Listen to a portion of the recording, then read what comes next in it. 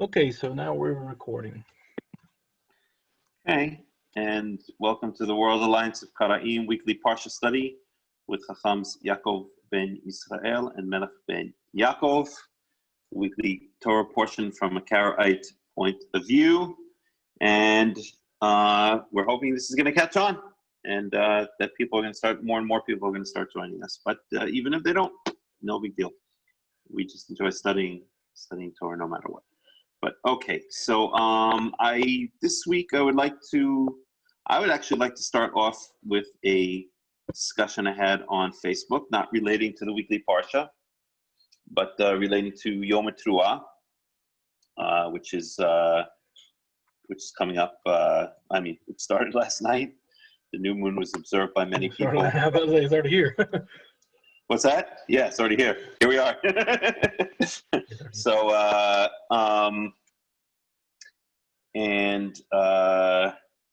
if I could just find this. Now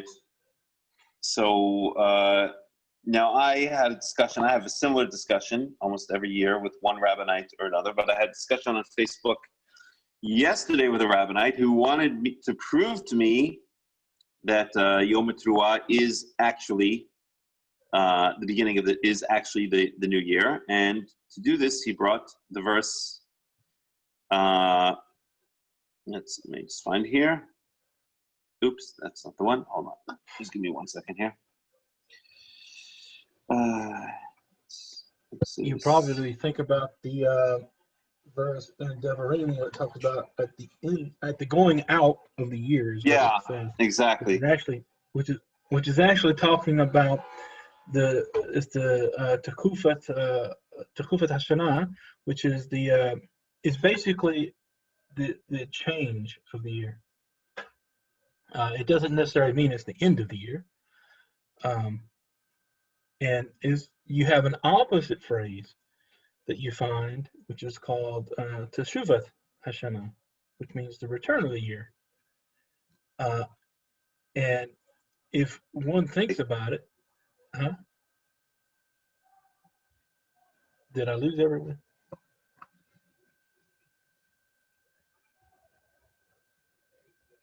Hello? Yeah, I think I lost everybody. I'll wait for everybody to come back.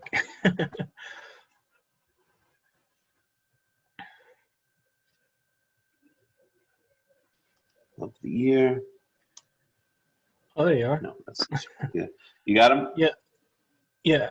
No, I don't know if anyone heard what I was saying.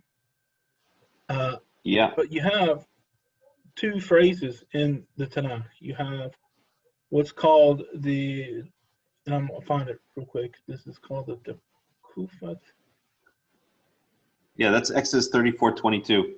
And then there's another one that's Seita Shana. I just can't remember the chapter and verse offhand, but I'm going to look it up right now.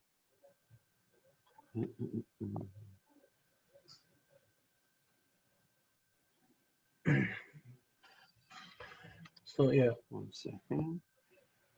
Well, that's the Asif, which is at the Tekufat Hashanah, which is the 7th month, by the way. And logically, we know that the 7th month is not Exodus 23. the first month. Okay, so look at Exodus. So his proof. His proof specifically was the verse Exodus 23:16, and I gave my response. I'm just curious to hear other people's responses. 23:16.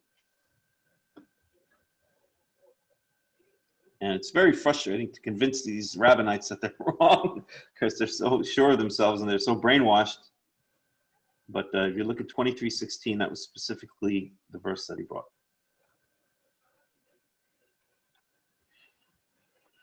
And let me just bring it up here and read it.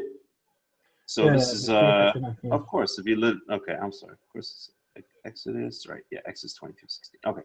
I'll remember it next time because 23 is always the holiday stuff, like Leviticus 23. Okay. And verse 16 says, Hag katsir bikurei ma'asecha sher tizra b'sadeh hag asif b'tzeta shana ba'asfachat ma'asecha min hasadeh. So So how do you explain it? How would you respond? Let me ask you this question, Yaakov. How would you respond to a rabbinite who comes to you and says, "There it is. It's clear as day that that Chag HaKatzir is at the time of the Tzeit Shana, the ending of the year, the going out of the year, and that's proof that Rosh Hashanah is the new year." Well, first, we have two phrases. We have Tzeit Hashanah and we have Tekufat Hashanah. And Correct. they're both talking about the exact same. 34:22. Yeah. Right. I'm sorry, They're both talking about the exact same event, which is Hag HaAsif, which is what we call Hag HaSukkot. That's basically what it is. And that's the last festival of the year. And that's basically all it's talking about. Now, we have another phrase, which is called in Deuteronomy, is called Reshith Hashanah, which means the first of the year. And we know that the beginning of the year, or the beginning of the month, or the first month of the year is Aviv, period. Oh, wait a second. Let's find that phrase. So do you have the chapter and verse for that one? Yeah, Reshith Hashanah. Yeah, Reshith Hashanah. Here it is, Deuteronomy 11:12. Yeah, 11:12. Mm-hmm. Yeah. So this is what it says. Eretz Asher Adonai Elohecha Doresh Otah Tamid Einai Adonai Elohecha Ba Meireshith Hashanah Wa'ad Acharit Hashanah. Talks about the beginning of the year and the end of the year. So we know the year has a beginning and we know it has an end. And we know in Shemot, the 12th chapter, the second verse, it explained that the month in which the Israelites left Egypt, which is the month of Aviv, is for us the first month of the year. And that's the only time anywhere that we have a definite month for the beginning of the year. Now, it's only logical to see that in the Tanakh we have at least 12 months. Sometimes we have an extra month, and we see that when we number the days in Ezekiel. So we actually have to have an extra month. And so we know those are what's called intercalary periods, when the Aviv actually isn't present when we think it would be, and we actually have to have another month because our year is dated not only on the moon, but also on the Aviv from the barley. So that has. But I'm going to play devil's advocate here. I'm going to be the rabbinite for a second, okay? Right. And I'm going to say, listen, that's irrelevant, okay? We know we have a beginning of the year, and we know we have an end of the year, but listen right here. It says in Exodus 23. It says that Chag HaSif B'Tzeit Hashanah. It's as clear as day. The Torah is telling us that Chag HaSif, which is Sukkot, basically happens at the end of the year, meaning at the beginning of the new year. It's at the leaving. It's not necessarily the end. It's as the year is going out. Okay. Well, when the year's again, I'm playing devil's advocate here. Yeah. Okay, so the year's going out, and it's going out. After it goes out, the new one starts. Yeah, and that we also have the similar phrase that Tekufat Hashanah, which is talking about the changing of the cycle. Tekufah is a cycle. So, but we also have phrases in the Tanakh where it says Teshuvot Hashanah. Okay, the Teshuvot Hashanah is mentioned as the month in which the kings go out to war. What is really interesting, and one thing that not one single rabbinic commentator has ever explained, even though they have to talk about the verse. There's two verses that are pretty much parallel that it uses Teshuvot Hashanah. One's in Samuel talking about David and his military campaigns, and one's in the book of the Chronicles, talking about another king in his military campaign. But it explains that the kings go out to war in a time which is called Teshuvot Hashanah. Now the right. Let's find those verses, by the way, if we can, so we can put all of the evidence before us at once. No problem. Right, and that I believe it's for sure in 2 Samuel. I'm trying to remember where it is. What? So we have 2 Samuel 11:1.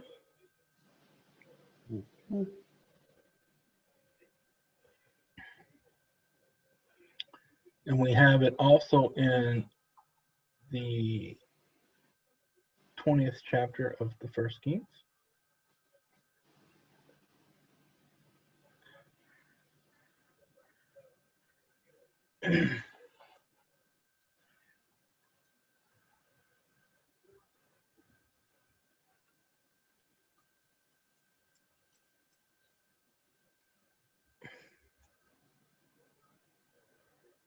So the first one is 2 Samuel 11:1. The next one is 1 Kings 20:22. And then the next one will be 1 Chronicles 20:1. And then we also have 2 Chronicles 36:10. So those are the instances where it's mentioned. Now, First Kings, that was 1 Kings 20. Yeah, 1 Kings 20:26. And 22 and 26. And then 1 Chronicles 20, verse 1, and then 2 Chronicles chapter 36, verse 10. Now, one cool thing here is in 1 Chronicles chapter 20. It says, and it came to pass at the time of the return of the year, at the time when kings go out to do battle. Okay? And I ain't going to go through the rest of the verse. But it mentions this phrase, Teshuvat Hashana li'ait Seit HaMelachim Vayeilech Yoav et Hayel Hatzava, blah, blah, blah. Okay, so this is the time of the year, the return of the year when the kings go out. Now, the commentary by Rashi explains that there's a time of the year when the military goes out to war because there's water in the streams in the spring, and there's also food for the troops that's easily attainable. When you go out at some other times, there might not be resources readily available, so it was really difficult for a military campaign. That's just the commentary of Rashi. One of the early translations of the Tanakh was into Aramaic. And so we have the Aramaic translation of this verse, where when instead of saying at the time that the kings go out, it actually says it is during the days of the month of Aviv. So that's the Targum of this. And so the idea that the Teshuvat Hashanah is always the Aviv, and that's when the year returns. The going out and but just to be fair, that's based on the Aramaic, or on the, I guess you're talking about Onkelos. It's based on Onkelos' interpretation that Teshuvat Hashanah is. We don't have anything that I can think of offhand in the Tanakh itself that links the term Teshuvat Hashanah to the first month, though, do we? No. It just mentions that it's the time that the kings go out to war. And we know that this was also one of the phrases that was mentioned, and I have to find it somewhere, about someone going out to war, and there was a rivulet. It was a nachal, and there was water there, and that only happens in the springtime, because not all of those are full year round.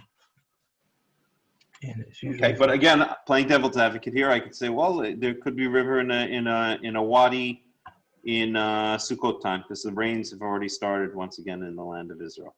Not always, but very often. It's fine. It's not, If somebody wants to take a verse that says Seit Hashanah or Tekufat Hashanah and say that's the Rosh Hashanah, that's fine. I'll take the verse where it actually clearly states the first month of the year. Right. Correct. There's no way to get around it. You can't explain that other than inventing some idea of there being an ecclesiastical calendar and a civil calendar, which is never, not one time mentioned anywhere in the Tanakh. Right. What we have clearly stated is that the first month of our year is the month of Aviv. That's when the Israelites left Egypt. Sure. It's Exodus 12. Now, the Seit Hashanah and Tekufat Hashanah doesn't necessarily mean that that's the last day or the last month of the year, even by the very simple numbering of the months. God gave us the number of the months, and he says specifically in the 7th month, on the first day is Yom Teruah.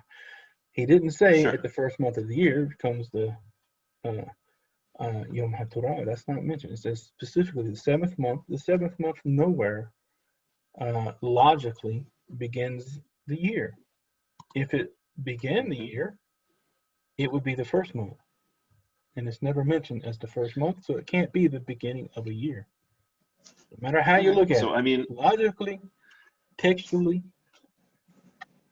doesn't work. Well, so we look at, let's start putting some of the evidence together here. Okay, so, this phrase, Tshuvat HaShana, let me just look at all, so we have all the references. We have 2 Samuel 11:1, 1 Kings 20, whatever it was, 2026, Vayeilekh Tshuvat HaShana, and then 2 or 3 other places, right?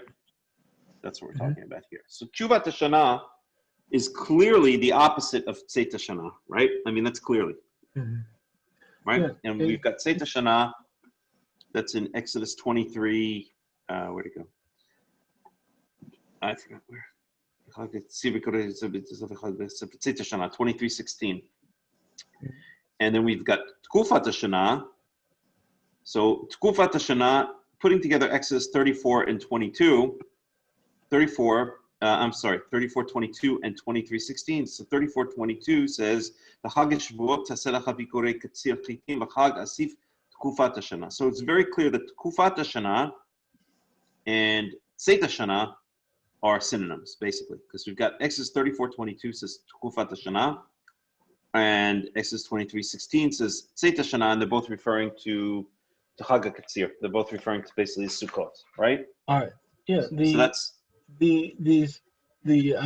what's called, you have two different terms. You have Vo Hashemesh and you have Seit Hashemesh. Seit Hashemesh is what's called the Boker. And that's the time when the sun is actually coming out of the horizon. And then you have the Vo Hashemesh, which is when the sun is actually going into the horizon. Actually, what you're doing is you're actually making a very. I didn't even realize that, but that's actually an excellent proof, and I'd like to tell you why I think that's an excellent proof, because we know that the ancient Israel, the ancients in general, they were very in line, in touch with the natural world around them, right? So if they're calling Tzeit HaShemesh, the rising of the sun, and Bo HaShemesh, the setting of the sun, right? The sun goes out and the sun returns, basically. The sun comes back. Then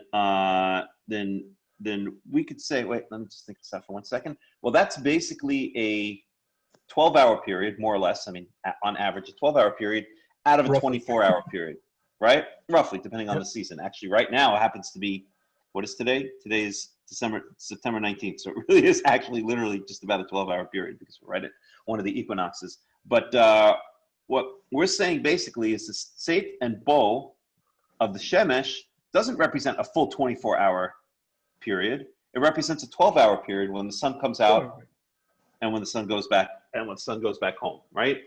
On the other hand, okay, so and then we've got 12 hours which are not accounted for. What's that? Yom encompasses more than just a 12-hour period. It encompasses both. You have two parts of it. You have the daytime part and the nighttime part. The Seit HaShemesh and the Bo HaShemesh only covers the 12-hour period, the roughly 12-hour period of the light time part of the day. And that's it. Right. Okay. So now we can make an analogy, since again we know that Hebrew, that the ancient people in general and the ancient Israelites worked very strongly on analogies between, various physical phenomena or various, natural phenomena. And if that's the case, then we could say something like this. In the yearly cycle, we've got half of that yearly cycle is the agricultural period, right? It begins in the Tshuvat Shana, okay, Mm-hmm. which is basically, if we're going to go by, I'm not sure if there are any other proofs besides the one you brought of the Aramaic translation. I don't remember offhand if there's Tanakhic proof. I would love to find, because then we don't have to rely on an Aramaic translation. But let's go for that right now. We said that according to Onkelos, that Tshuvat Shana, and this is the way most of the translations, at least the English translations, they translate it as spring. Okay, but this Tshuvat Shana is the beginning of the agricultural year. Okay, the Tzeit Shana, which is mentioned in Exodus 23:16, is the end of the agricultural year. That's clear, that's explicit, which is also equivalent to Tkufat Shana, which is mentioned in Exodus 34:22. And so we could say that we have an analogy here. We've got half of the year, and a Shana is a 12-year period. Just like you mentioned, a Yom is a 24-hour period. It's a 12-month period. Did I say 20? Did I say 12-year? I meant 12-month period. 12 It's the full Shana is exactly. It's a 12-month period, and so we have this beautiful analogy between the coming and the going of the sun, which is half of the daily period, which is 12 hours out of 24 hours, and the returning and the going out of the year, which is 6 months out of the 12-month period. You see what I'm saying? I see it. The use of Tzeit Shana and Tshuvat Shana is analogous to the use of Tzeit Shemesh and Boa Shemesh. And Tzeit Shemesh and Boa Shemesh is only half of the full 24-hour day. Whereas, therefore, using that analogy, that would be another proof that Tshuvat Shana and Tzeit Shana is only half of the full 12-month period. It's a 6-month period. Right, and Tekufa is also used in the Tanakh for the actual circuit of the sun, the full circuit. However it goes, it's the cycle of the sun itself. It's talking about from rise to set and then to rise again. And where do you see that? I know.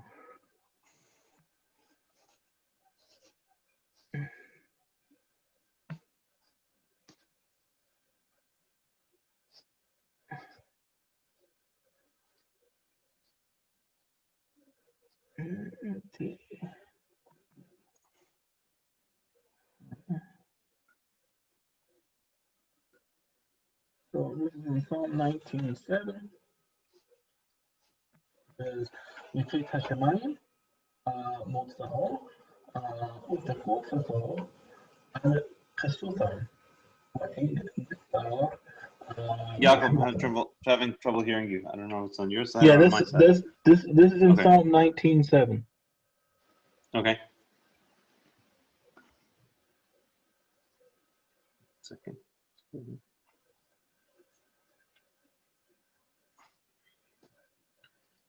Psalm 19:7. 1 second here. And it's important to understand the phrases being used because it says Mikseit Hashemayim, which means from one extremity of the heavens. Motzafo is his coming out, talking about the rising. Okay, that's the faith. What the Kufatho in its circuit or its cycle, al Kasutam to its other end. It's basically the same ideas. I'm sorry. What was the chapter and verse for that again? That was Psalm which? Chapter 19, verse 7. Okay, it's not coming up for me. I have a different one. Meshivat Nefesh. No, I don't have here. Second sentence off. 19:7. Psalm 19:7. Psalm 19:7. Right. I don't know. It's not showing up here for some reason. I don't know. Sometimes. Oh, here it is. I hear it shows up as 6. It's fine.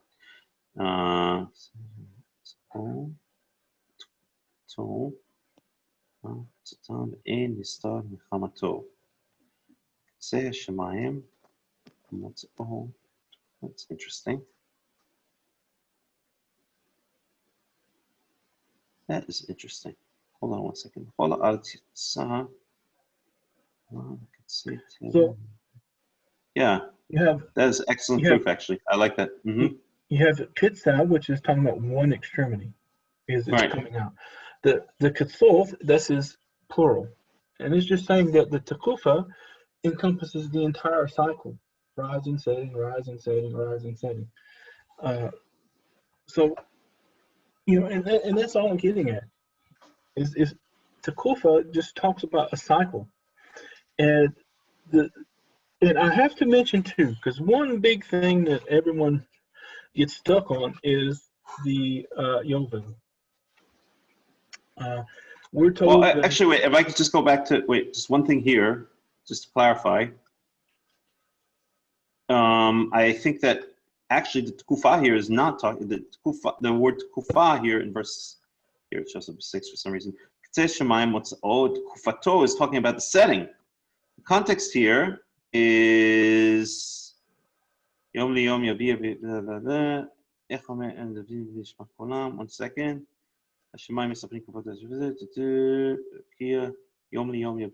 One second. We just get the context here.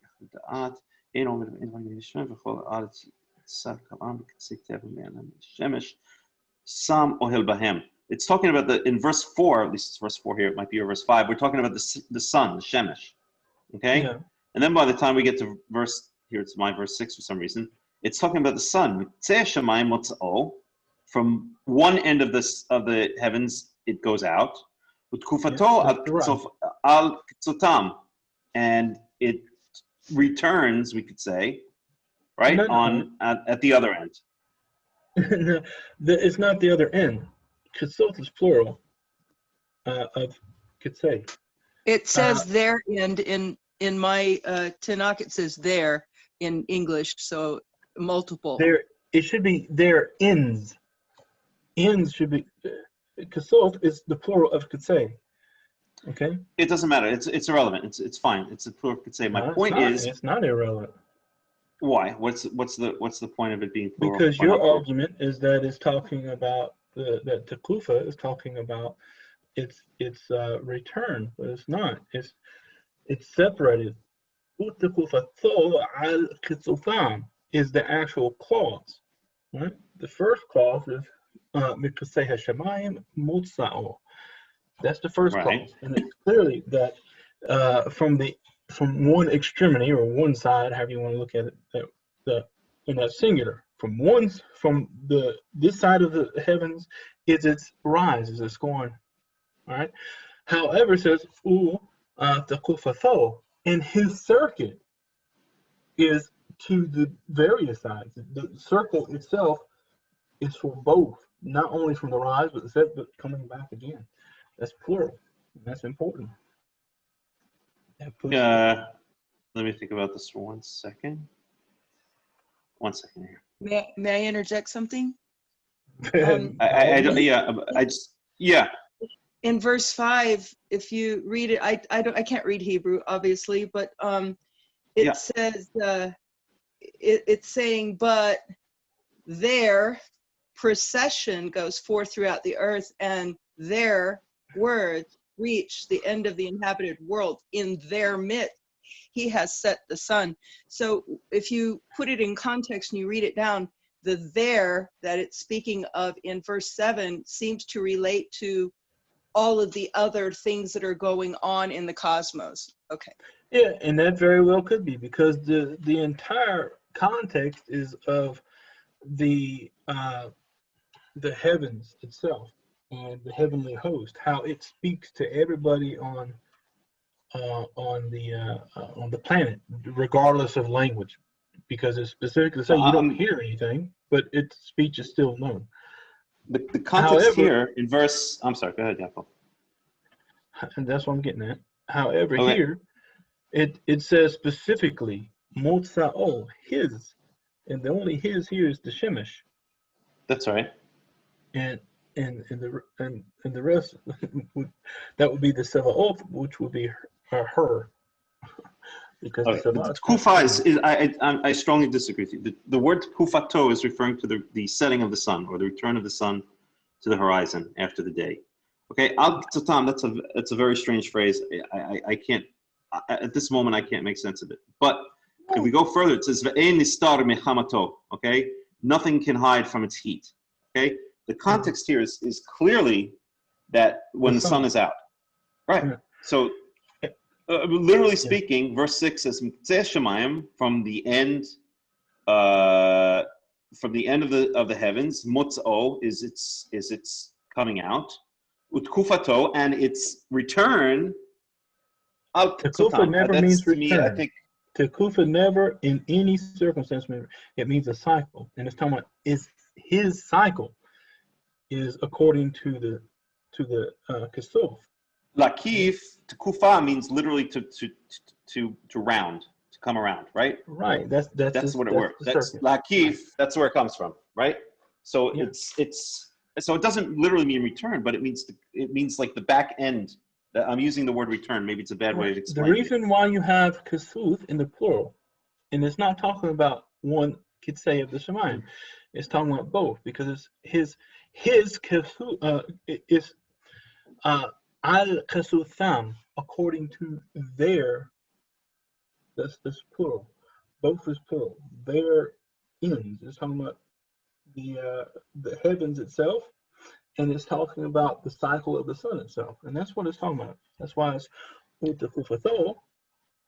It's talking about the entire circuit. He says it comes out from one side, but the actual cycle is for all of it.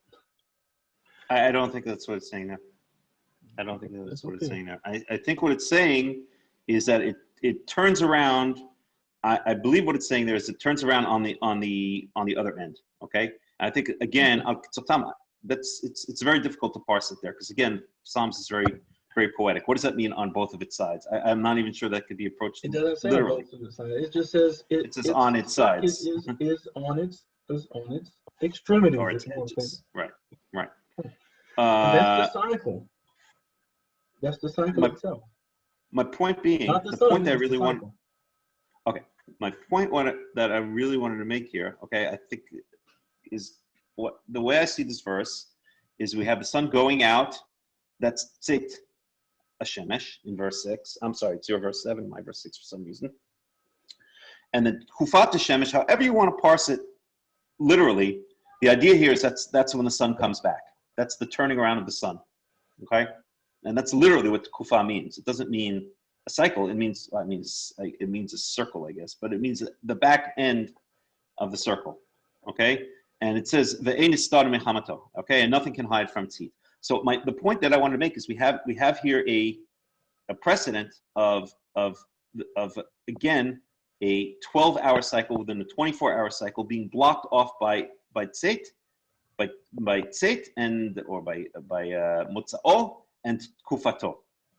Okay, and I think that's what's very important here.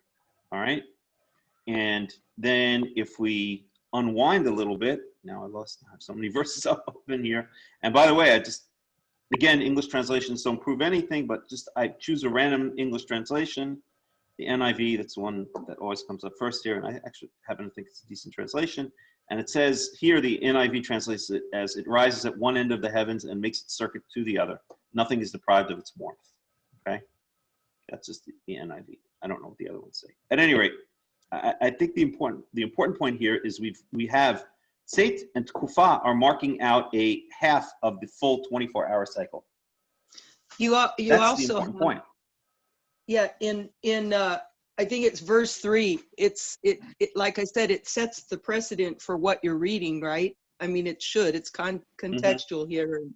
It says day following day, night following night. You know, it's telling you, okay, these are the cycles. This is how it works, day following day. I could be wrong, but. No, you're right. No, I like that. And yep. That's it here for me. It's verse 2. I don't know why everything's off. Yom leyom yabia omer v'layla l'layla yahveh da'at. Okay, so all right. So let's just think about this for a second. So we have here a precedent. In my opinion, this is a precedent that tzeit and kufa represent a half of a full cycle. Okay. If we now bring that back to to where are we? Exodus 34:22, where it says "V'chag Shavuot ta'aseh lecha bikorei katzir chitim v'chag asif tkufat hashana." Okay, that's like the back. That's again the end of the half of the full cycle. That's the end of the 6-month cycle, right? I hope I'm right. Is it what I'm saying making sense? We have the same words here, okay? Or we have the same word here, tkufat hashana. Okay, and then in Exodus 23:16. Okay, so here Tkufat Shana and Tzeit Shana are being, I can't figure out why they're being used interchangeably here. But in 23:16, now Tkufat Shana is being equivalized. I don't think it's a word. Is being made synonymous with Tzeit Shana, right? And then we've got Tshuvat Shana that you mentioned in 2 Samuel 11 and 1 Kings 20. That apparently, at least if we're going to go for the Aramaic, that represents the spring, the Tshuvat Shana, the returning of the Shana. So I don't know. I have to put it all together, but but I think what I'm trying to say here, and also, well, you're trying to point out. I'm sorry. Yeah, go ahead, Antoinette. You're trying to point out it's a 6-month type cycle, because if you think about that, springtime and then fall is not a complete year. No, it's or 12-month period. Right. I'm trying to point out that when it says Tzeit Shana or Tkufat Shana, that it's basically talking about, if you think of it as like, I don't know why this analogy always comes to my mind whenever I think of this, but it's like a racetrack. Not that I ever spent a lot of time at the racetrack. The only time I ever spent at the racetrack was when my grandmother used to take us there when we were kids. Sure. But she would just go for fun. But she didn't really bet. She bet a little bit, but just for fun. At any rate, so at the Belmont Park in Queens, New York, she would take us. They had this thing where you would eat breakfast and watch the horses, and we'd go. But that's the only time I've ever been to a racetrack. I've been to a racetrack too. I've been to a racetrack when I was a kid. All right, there you go. At any rate, the racetrack, I can't remember all the phrases, but it's, you start out at it's a long oval, right? And it starts out at the gates, and then the horses are released, and then they go all the way down to the end, and I think it's like coming around the back end or something like that, or there's the home stretch and there's the back end or something like that. I think they call it the back end maybe, right? Yeah, but it's a point where the oval, the back end, is the point where the oval turns around, and now the horses start coming back to where they started from, right? And I think that's when it says Tzeit Shana, and when it says Tkufat Shana, the turning of the year, right? That's what it means. It means like the back end of the year, and then they come back, and that's Tshuvat Shana, right? That's Tshuvat Shana, where the kings go out in the springtime. Again, if we're to believe that means springtime, okay? That's they're coming back. So they kind of go out, they go around the back end, like go around the oval, go around that far back end, and then come back, okay? And the going out is Tshuvat Shana, or that's where they return to, the Tshuvat Shana. The back end is either Tzeit Shana or Tkufat Shana, and then they turn around again and come back, and that's Tshuvat Shana. And again, so it's clearly, so the time between Tshuvat Shana and Tzeit Shana, or the time that it's speaking about, is that 6-month cycle out of the 12-month cycle. And what else did I want to say? There's another proof here, which is if we look at, and where is it? 23:16. Yeah, it's if you start in verse 14, Exodus 23:14 speaks about the Shalosh Regalim, and so it tells you exactly what the cycle is here. It's speaking in verse 15. It speaks about Chag HaMatzot. That's in the spring, and then in where is it? And then in Moed Chodesh Aviv. The easiest way to defeat any argument from the rabbis, they're saying that the first day of the 7th month is the Rosh Hashanah. Yes, which that's is obvious, absolutely insane when it says it's the end of the year. They can't use the idea of the end of the year being the beginning of the year, because it clearly But then they come back with their the Mishnah end of the year would be the last month of the year, okay, which would be the 7th month. Mm-hmm. So that means the following Mm-hmm. month, the 8th month, should actually be the Rosh Hashanah and not the end. So I brought that up with this person as well, and he said, well, Tzeit Shana means, it means approximately Tzeit Shana, like. okay, then if It it's doesn't- approximately, yeah. we only have 4 months. Look, the idea here is we have 3 festivals, 3 times we have to appear before God. Okay, Right. we don't have anything in the last 4 months of the year. What festival? We don't have anything for 6 months of the year. We don't have anything for 6 I'm months just of the saying year. for the last Yeah. 4 months Yeah. of the year, there is nothing. Mhm. What's so Mhm. significant about it is this: it's the last of the pilgrimage festivals where every male has to appear before God at the place. Mm-hmm. Okay? Now, every year we have the Yom Teruah on the first day of this month, and it is called a or a, however you want to call it, a blasting or whatever, of remembrance. Okay, what is the remembrance? Right. We have something happen in the 7th month that happens also in the year of the Jubilee. Okay, Mm-hmm. and also in the 7th month, every 7th month, or not 7th, every 7th year, we have the release of the servants or the return of the property and so forth. So we're being released from Mm-hmm. our debts at this time, and so we know that Mm-hmm. every 7th year. Is it every 7th year? Anyway, we're supposed to sound the shofar on the Day of Atonement, Yom HaKippurim. Mm-hmm. I want to say it's every 7th year. No, that's the release. Jubilee year. That's the Jubilee Okay, year. the Jubilee.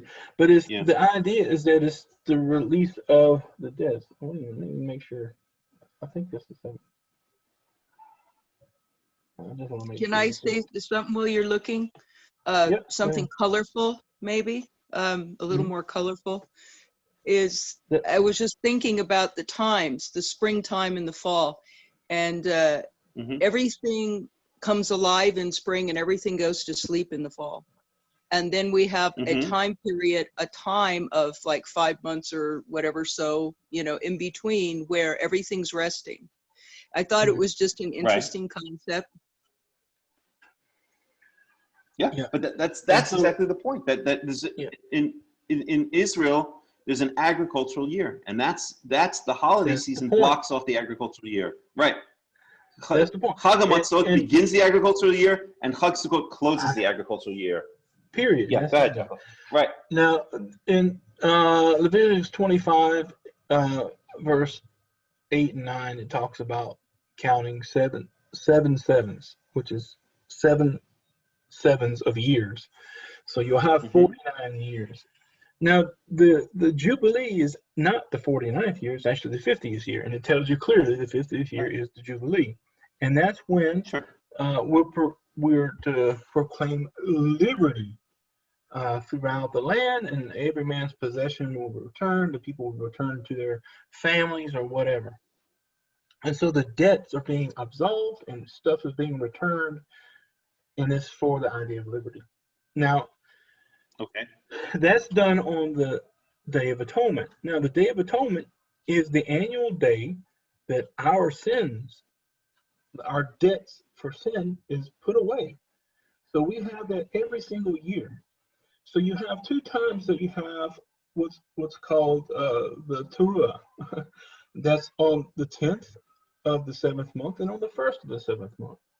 And both of those signify that we're reminded that during this time, for the 1st of the 7th month, is the coming Day of Atonement, releases us from our debt of sin or fault or whatever you want to look at it. And then on the 49th year, on the Day of Atonement, it lets us know that in the coming year, we get to go home.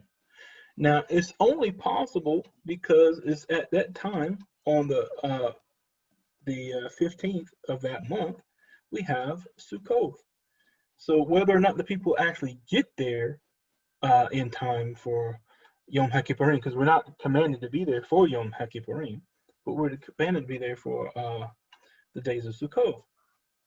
That is Okay. actually the last time that all the males of Israel, along with their families, if they want to bring them, the males have to be there, but the families can be Right. there. They don't actually have to. But every 3 years, Right. that's when you get together on the last day of Sukkot and you read the Torah. So the Torah is read.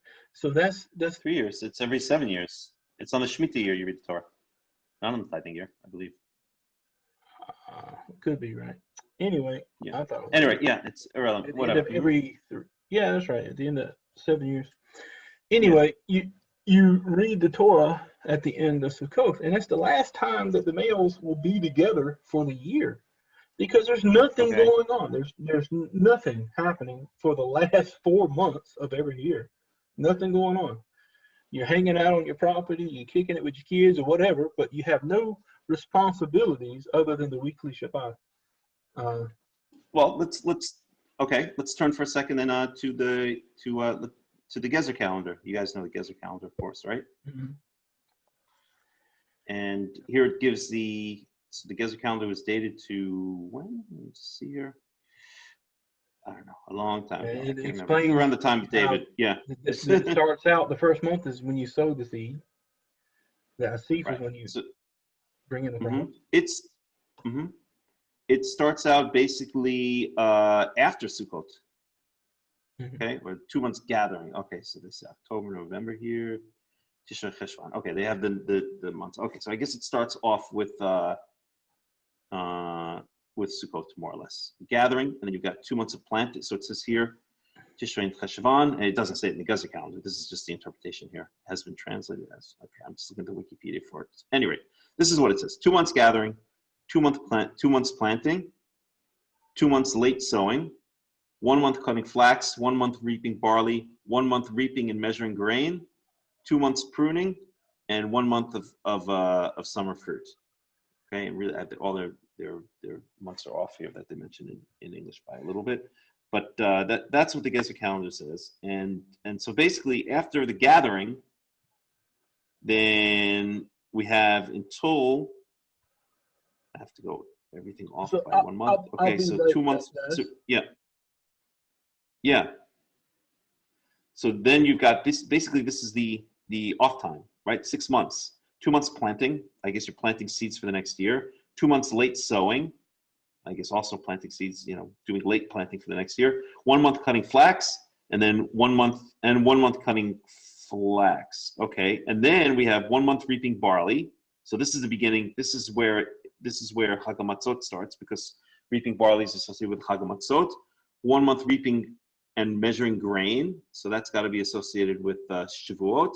2 months pruning, and that's basically what's called Kayetz. That's where the agricultural season basically kind of stops, because it's in between the grain harvest and the fruit harvest. And then 1 month summer fruit, and then back to 2 months of gathering. There you go. So yeah, the point being that basically there's 6 months where you're I won't say you're not doing anything, because farmer has to work all the time, but the 6 months where you're not actively dealing with various harvests, right? You're just basically preparing for the next year, right? And so to me, that putting all of this together, and I have to kind of organize it, I guess. I wish I had the time to write an article. I should write an article about all of this. But basically, putting it all together, what it's basically showing is that when it says, and the original question that we'd raised was because of a Rabbinite friend of mine was claiming that B'tzeit Shana means it's proof it's the new year. But when you put all this evidence together, it's clear that we're talking about the 6 months of the agricultural season, the 6 active months of the agricultural season, which are being blocked off by Chag HaMatzot to begin with, and Chag HaSukkot, which is exactly 6 months after Chag HaMatzot, right? So it's literally exactly 6 months. They both start on the 15th of the first month and the 15th of the seventh month, right? So we're talking about exactly 6 months that is blocking off the agricultural season. Anyway, Yaakov, Right. what did you want to say now? You have 2 harvests every year. Well, you probably have more than that, but you have two that's specifically mentioned in the Torah, and that's at the beginning of the year, and then at the end of the year. In what we would call the spring and then the fall, because the Aviv is harvested, in the spring, and then you have crops that are harvested in the fall.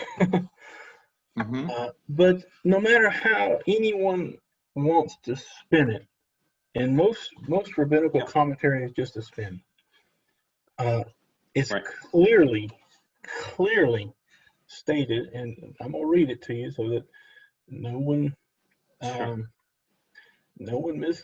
misunderstands what's actually being said. But this is in Exodus chapter 12, verse 2. HaChodesh hazeh lechem rosh hadashim. Okay, so it says this month is the head of the months, plural. Rishon hu lechem is the first for you, lechodeshei hashana, for the months of the year. So when is the first month of the year? That's in the month that we all left Egypt, and that would be Aviv. It's called the Chodesh HaAviv, the month of the Aviv. And so that's the beginning of our year. Clearly stated, without any shadow of a doubt. It's the first month of the year, period. There is no ifs, ands, or buts. And all the numberings of any month in the Torah starts with Aviv. The seventh month is the seventh month. It can't be the first month of the year if it's called the seventh month. But the Rabbinites are going to respond with their Mishnah, their famous Mishnah in Rosh Hashanah, and I think we should take a look at it, and because this is the response that I always get whenever I argue with the Rabbinites about this. And oh boy. Well, yeah, you have to have kosher rabbis to have kosher Judaism, because it's only kosher if the people can't think. Right? At any rate, so yeah, for sure. But exactly. And with all that chilling down their throats, they certainly can't think. Not allowed to think for Mishnah Rosh Hashanah, chapter 1 says Arba'a Rashi Shanim Haim. There are four New Years. Beginnings of the year. Oh my goodness. That's what it says. This is famous. I used to learn this all the time in yeshiva. Be'echad b'Nisan Rosh Hashanah le'melachim u'le'regalim. So say in the beginning of Nisan, that's the spring, the new year for kings and for holidays. Be'echad be'Elul, first of Elul. Rosh Hashanah le'ma'asar behema, for the tithing of the animals, the animal tithing. Rabbi Elazar Rabbi Shimon Omrim, so Rabbi Elazar and Shimon say Behad b'Tishrei, on the first of Tishrei. Okay, so we have a dissenting view. I don't know how. I guess the oral law wasn't so clear. Behad b'Tishrei Rosh Hashanah Shanim. We have a split of kashrut here, of our kashrut Judaism. Yeah, we have. I guess Moses heard that we used to learn in yeshiva that Moses heard all of the opinions. This is literally what they taught us, that Moses. So how, so the obvious question is how can if the oral law was given on Sinai, how could one rabbi say, how could one rabbi say that the new year for what was it for animal tithes is Elul, and the other one say Tishrei. And so they taught us in yeshiva. Well, Moses heard all of the opinions, and then he was given the rules to determine which one would actually be the halacha out of all the different opinions. And alternatively, what I heard is that he was given the written Torah, and he was given the various rules for the various rules for interpretation for rabbinical hermeneutics, and then he was able to figure out the entire oral Torah on his own. So anyway, not to get sidetracked, But Bechad B'Tishrei. So those are the two New Years so far.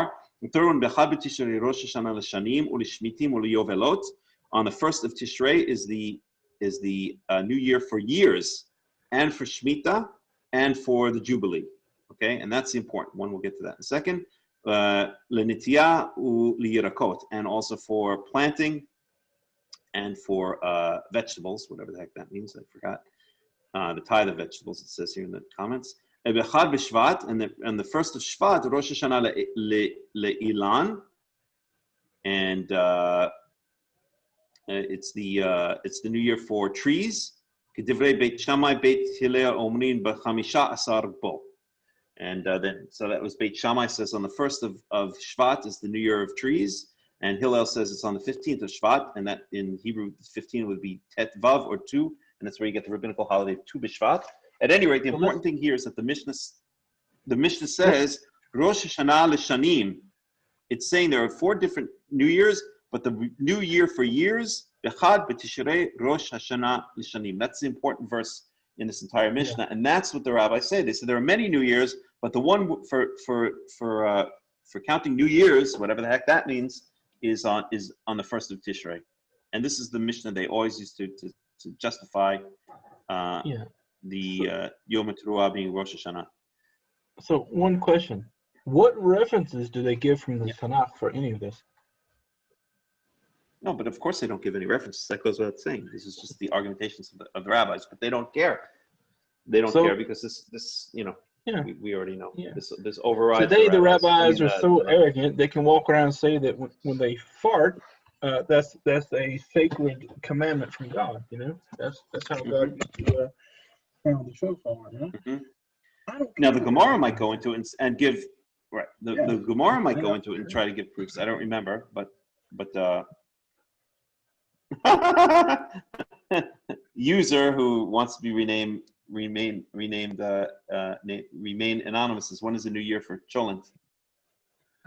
Says, let me look here in the Gemara. The New Year for Cholent is okay. Every Shabbat. That's every Shabbat begins a new year.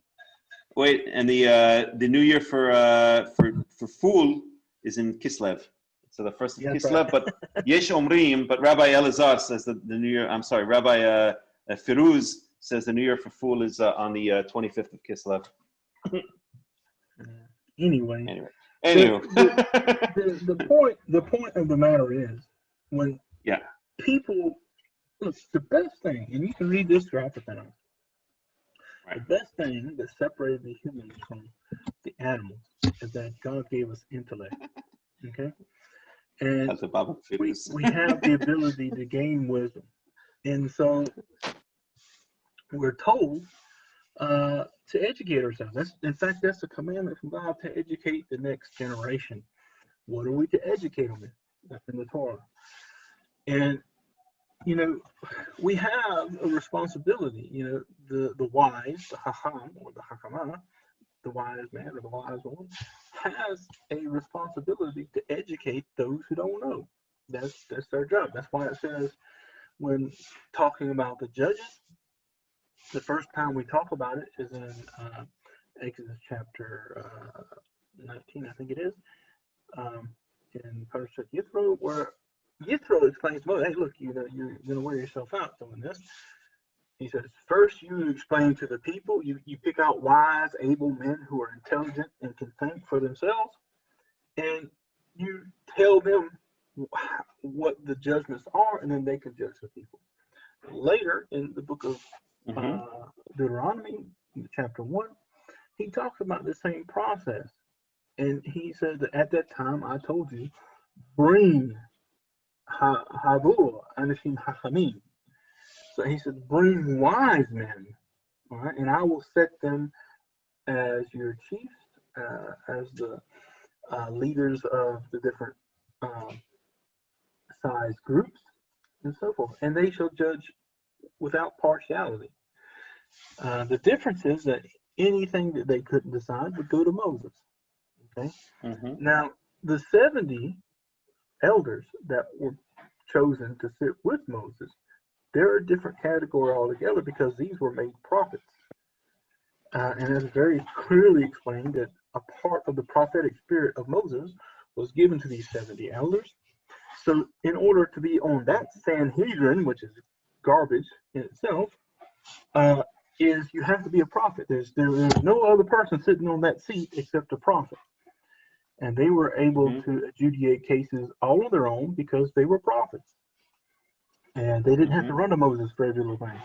They could speak directly with God too. And that was made clear in the passage where he says, look, these people are too much for me to carry alone. And so God says, then choose out 70 of the elders of Israel, and I will take your spirit, put upon them. They became prophets, and it says they will carry your burden of the people with you, so that Moses didn't have to do it all on his own. You know, you got 600,000 men of war, you know, coming for every little thing every day, you know. But now you had the 70 elders spread out amongst the camp, and they were able to adjudicate cases without having to run to Moses for every little thing. Right. This is not the Sanhedrin, contrary to what the rabbis want you to believe. These elders lived all the way up until just after the death of Joshua, and it's clear that during this time the people kept the Torah. They didn't stray from the path because these people held them up to it. It was after that office ended, okay, those prophets died out, that the judges came about, and that's when Israel started doing their own thing and started getting into trouble. There's no mention of Sanhedrin until the time of the Hasmoneans, and that was an institution originated by the Greeks. And it's all nonsense. But the point is, rabbis don't want people to think. Okay? Because if they use this intellect that God gave you, and you actually read the Torah and understood it, which is no problem, which is not hard.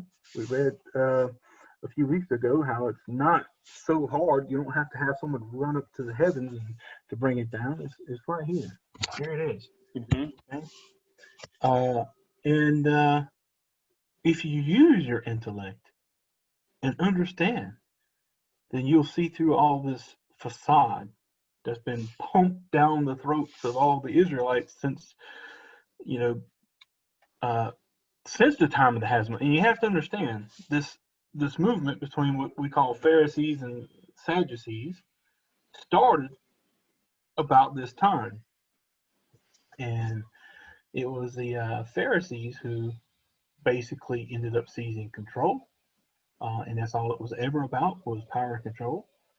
And they're the ones who we know historically went running around looking for converts to bolster their camp. And they started this tradition of the elders nonsense. And from the very beginning, the Sadducees said there's no such thing. There's no such thing. What are you talking about? What Talmud? What Mishnah? That wasn't there, you know. And anyway, I'll get off that. But clearly they can't actually provide verses to prove any of their points.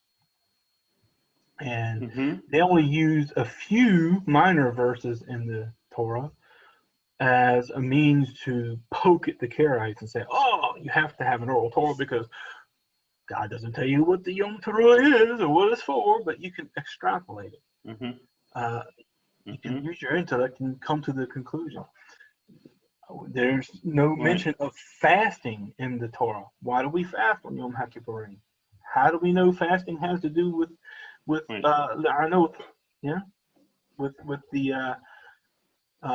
humbling of the soul? First, we know that David said that's how he humbled his soul, was by fasting, and it actually says fasting. However, we know in the Torah it says that God kept you hungry. He made you hunger to what? To humble you. So we know that humbling the soul has to do with. I have some other more, I would say, more direct proofs that I put in my Yom Kippur article, but I'm not going to drag them up now because I don't want to get off track. Yeah. But one I will say is that it's very possible that the word tzom, which is called another word for fast, may be related to the word tzami. It's a possibility. Well, some actually comes One from could argue an against old Semitic root, which means to stop, to cover the mouth. And so you do that when we have sameh, which means thirsty, or som, which means to be hungry. They both came from the original root in the Semitic, which has to do with not bringing anything into the mouth, and that's all that is. But the point I'm getting at is there's only a few verses that rabbinical authorities and their students who aren't allowed to think for themselves, they can only repeat and regurgitate this nonsense. Sure. They point and say, oh, how do you know you have to fast on Yom Teruah? It doesn't say fasting, but it explains to you what humbling of the soul means if people actually read the Torah and not worried about what some dead rabbi opined. Right. It's all in there. Yep. But anyways, okay, that's... Anyway, I think we've exhausted that topic. Don't mind me. I'm just taking some notes here on some of the stuff we went over, because if I have time, I would like to write up an article. But it's very difficult to argue with Rabbinites. It's very difficult to argue with Rabbinites because they're so brainwashed that they have an answer for everything.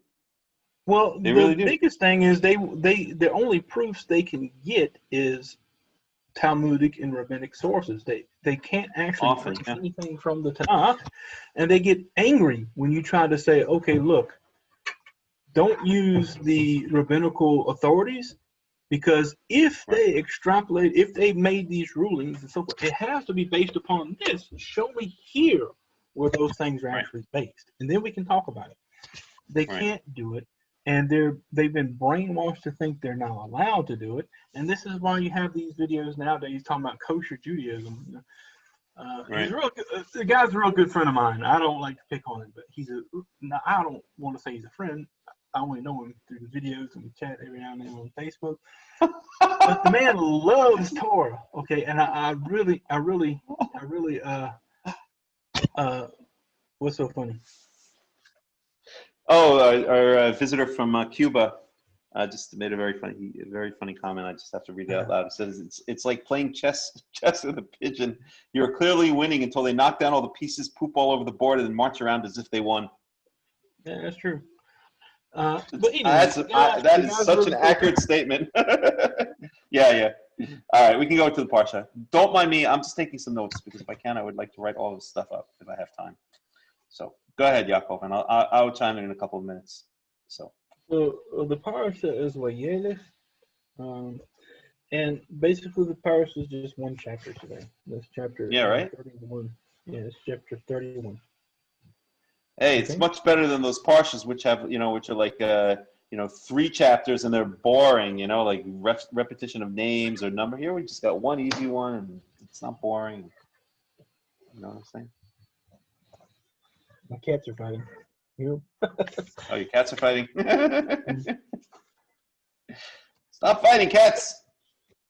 Okay, so chapter 31 of Deuteronomy. WayYelekh Moshe. And that's cool because that's the end of the first part of the verse. That WayYelekh Moshe is the end of the first clause. وَيَدَبَّرْ et hadabarim ha'ele il kol Yisrael. And so Moses went and he spoke these things to all of Israel. وَيَوْمَرْ أَلْهِمْ بالمئة وعشرين سنة أنوخي هيوم لو أخل عود للسيد ولبو. Here we have the same words again, the seid and lavo. وأدوناي أمر إلهي لو تعبر את הירדן הזה.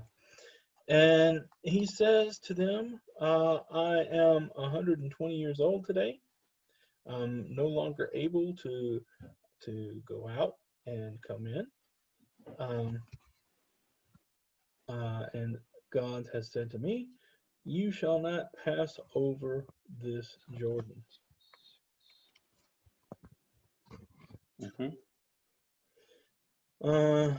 Adonai Elohecha hu arubeiar lefanecha hu ישמיד את הגויים האלה מלפניך ורשתם. יהושע הוא עובר לפניך כאשר דיבר אדוני. And this is an interesting verse. It says, Adonai your God, he shall go over before you, and he shall wipe out the or destroy these nations from before you, and you shall dispossess them or inherit them, however you want to look at it. Joshua, he is going over before you as God has spoken.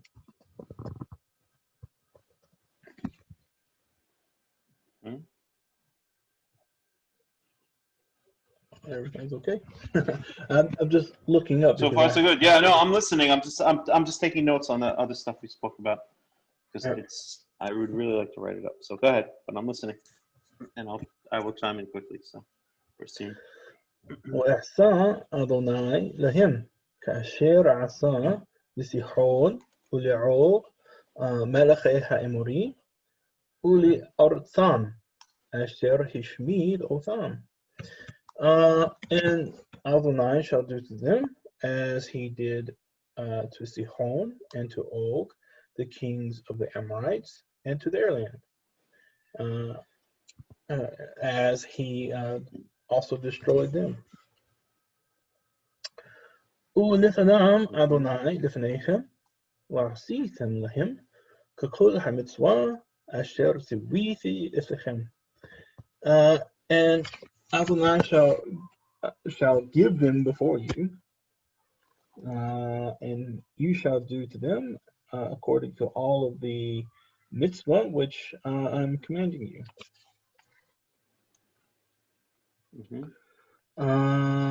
حزقوا واتموا أل ترؤوا وأل تعرسوا مپניהם כי אדוני אלוהיך הוא ההולך עמך לא ירפך ולא יעזבך.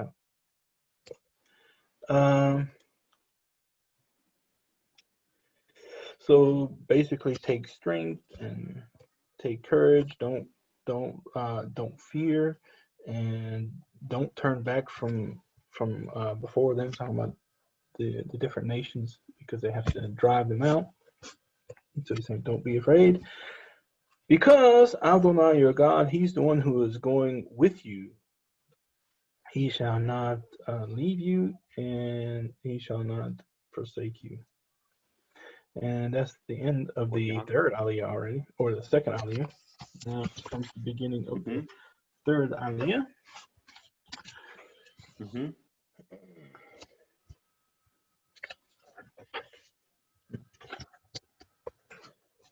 ويقرأ موسى ليهوشع ويومر إلاب לעיני כל ישראל חזק ואמץ, כי אתה תבוא את העם הזה אל הארץ אשר נשבע אדוני לאבותם לתת להם, ואתה תנחילנה אותם. And so Moses called to Joshua, or he called for Joshua, and he said to him before the eyes, or in front of all of Israel, take courage or be strong, or strengthen yourself and take courage, because you will bring this people to the land which Adonai promised to their fathers to give to them, and you shall apportion out the inheritance for them.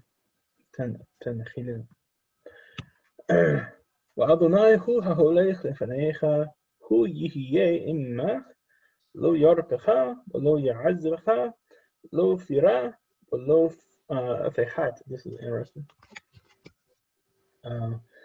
And Adonai himself, or Adonai hu, God himself, is the one that's going before you. He shall be with you. He shall not leave you, nor shall he forsake you.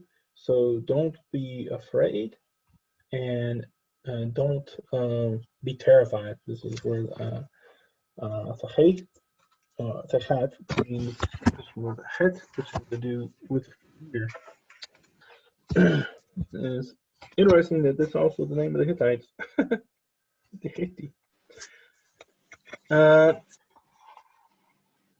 So I just want to look up again and make sure there are no comments. I got to stop every now and then and look up because I'm actually reading a book and not looking at the screen, so I don't know if anyone's writing anything or not. Hey, Yaakov, what verse are we in now? Because now I'm back. Now I'm back in swing of things. I'm starting verse 9. 9. יכתוב משה. Okay. ויכתוב משה את התורה הזאת ויתנה אל הכהנים בני לוי הנושאים את ארון ברית אדוני ואל כל זקני ישראל. This is a point that I've made several times. Let me translate. It says, and so Moses wrote this Torah and he gave it to the Kohanim, the children of Levi, the ones who are carrying the Ark of the Covenant of God, and also to the elders of Israel. Now, you can't give it to these people all at the same time. I mean, you can. They could probably. We're all sitting around. He said, "Here, pass it around like they do with the higbah in the synagogue. They pass it around, and everybody touches it with their seats and kiss it, do all these magical blessings and so forth." But that's not what I think it was. They were 40 years in the wilderness, and during those 40 years, I believe that there were copies of the Torah that were made.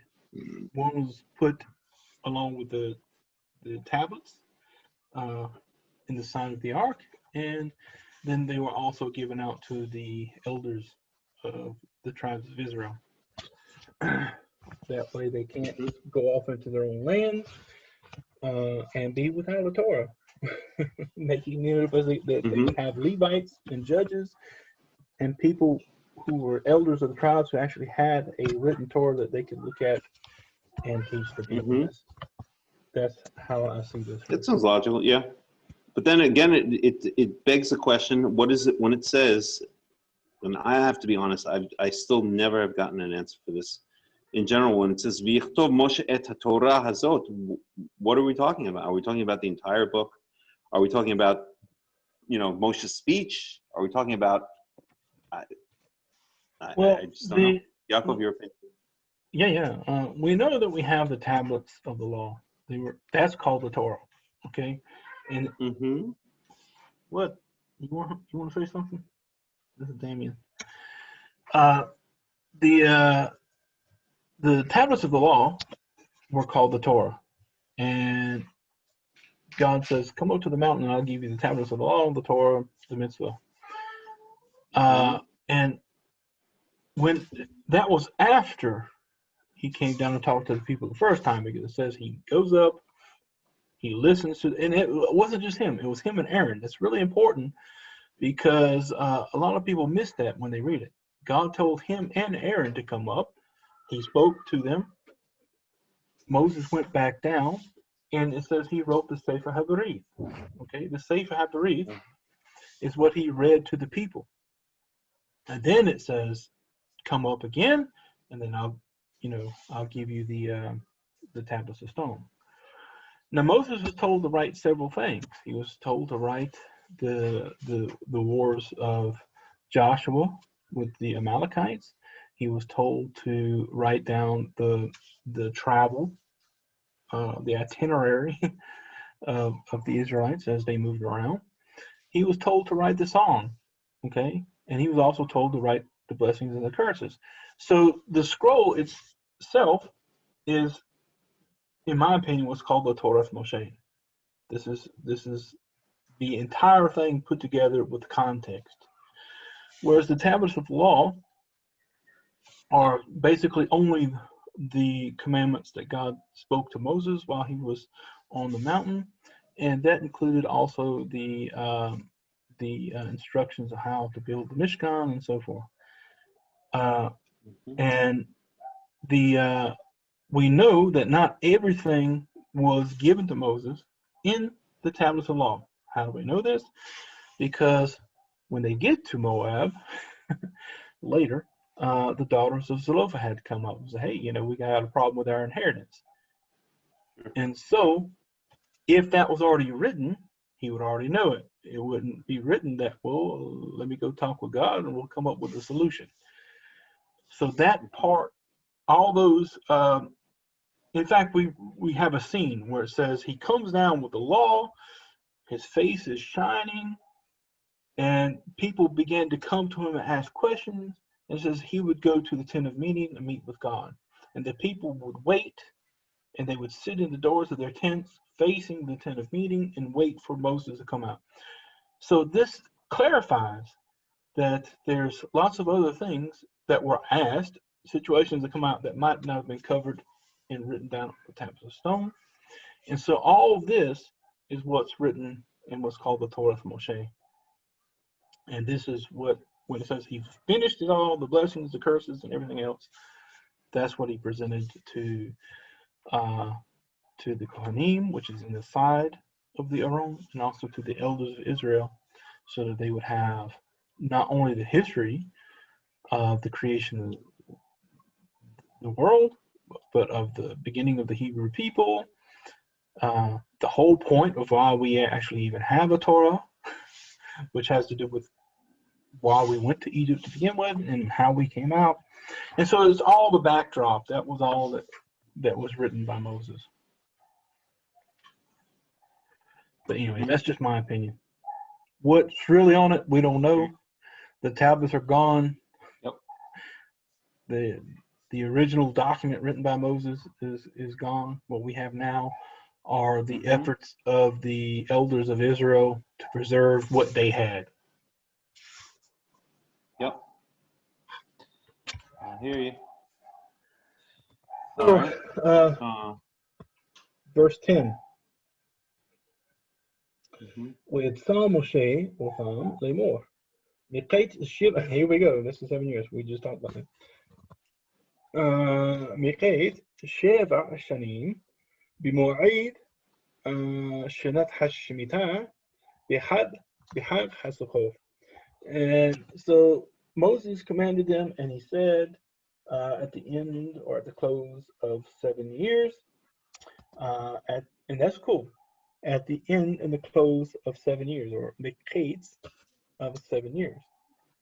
B'mo'id, at the appointed time, Shinat HaShemitah, in the year of the Shemitah, when you don't plow or anything, during the feast of Sukkot. Bevo kol Yisrael lira'ov et pnei Adonai Elohecha b'makom asher yivhar תקרא את התורה הזאת נגד כל ישראל באוזניהם. As all Israel comes to seek the presence of Adonai your God at the place which he shall choose, you shall read this Torah before all of Israel in their ears. And that's what I was talking about earlier. So we know the 7 years. This is the last festival of the year where all of Israel, or all Israelite males, would actually be there, because the males are the ones who actually have an obligation to be there.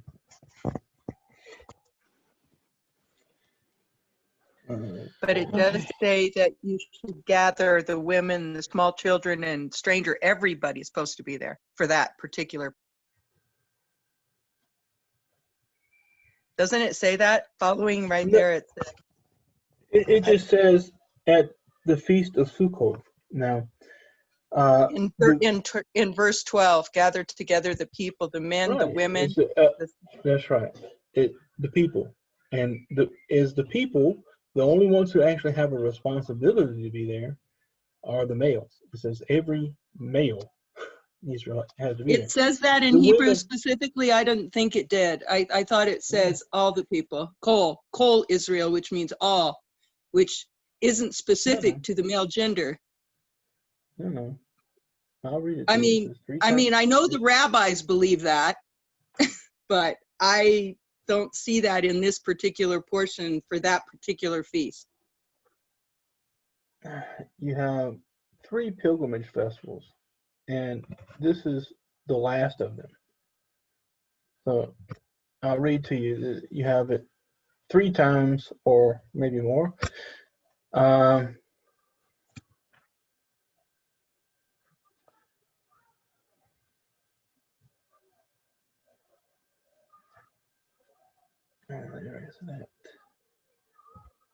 It even goes on to say, and their children who do not know, they shall hear, they shall learn. Right. So, right. All they're saying is gather the people, okay? And the people listed are the people that happen to be there. They would also be included, but they're not required to be there. That's just the difference.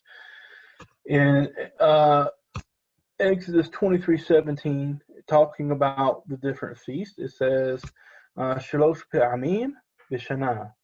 Yira Kul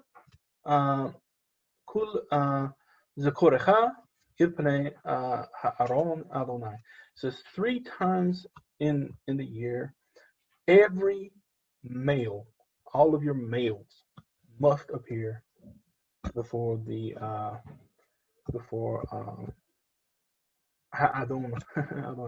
the Lord Adonai. Actually read that. yeah, I think this is only referring to the sabbatical year, though, right? No. This one particular one is the one yeah, that. This is the 7th year. Yeah, but it never everybody. says any. Yeah. Wait a minute. Let's not get ahead of ourselves. It doesn't say anywhere that in the sabbatical year everyone has to get there. That's not what it says. It just says at the end of 7 years during the Feast of Sukkot, and the only ones who are specifically required to be there, that's what we're talking about, is an actual requirement, is the males. The women it says in verse 11, everyone can go. In verse 11, it says, when all Israel, and then it continues, and it tells you to gather all the people, basically the men, the women, the children, in the 7th year, in the sabbatical year only. It's not talking about every year, which men are required to be there every single feast of those feast days. But on this particular one, it looks like, according to this, it's singled out different than the rest. Yeah. Okay. All it's talking Vayeilech about. there? Yeah, he's there. It's at the end of the 7 years. Okay. And it says, Bevo kol Yisrael lero'ot et b'nei Adonai Elohecha. As the all of Israel comes to see the face of God. Now, all Israel can come. There's nothing that bars anyone from going. There's a difference between being required to go and just going. Okay? There's no requirement that everyone in Israel during the feast would have to be there.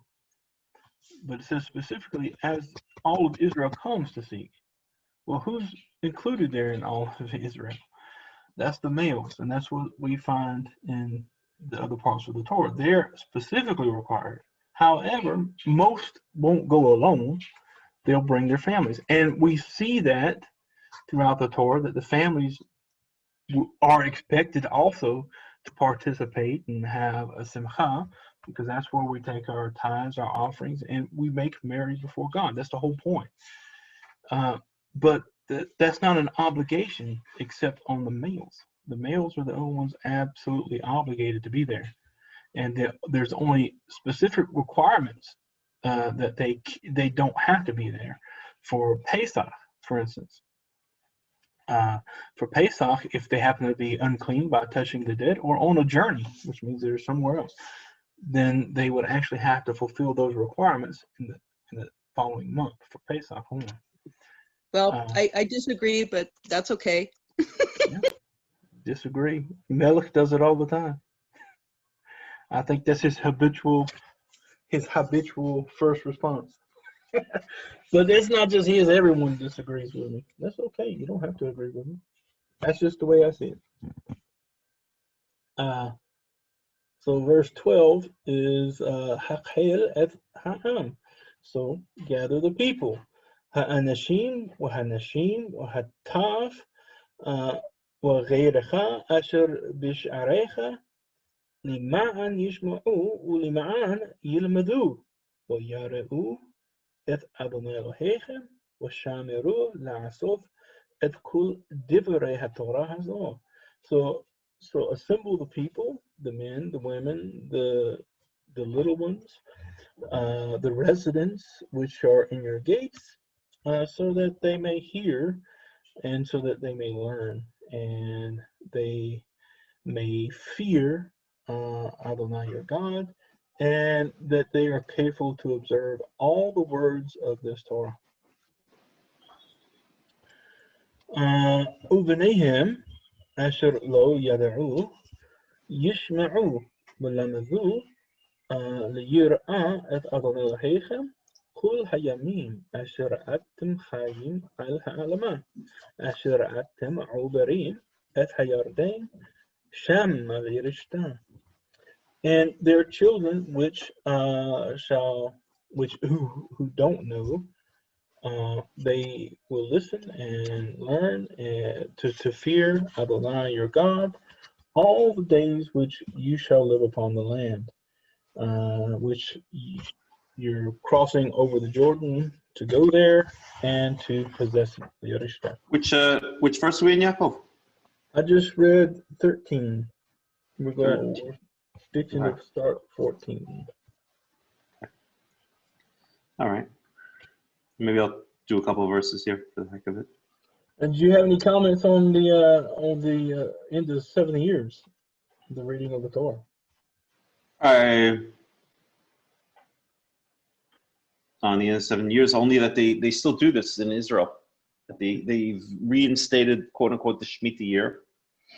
And at the end of every 7 years, the leader of Israel, the king, who is usually the prime minister, who's usually Bibi, goes to the kotel and reads. I think the rabbis say you're just supposed to read this paragraph or something like that, or a certain paragraph. I don't remember.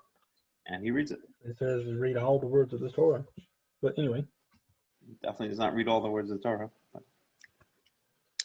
Any rate, okay, so that's the end of verse 13, verse 14. All right, I'll read a little bit, unless somebody else wants to, unless user would like to, or Tony.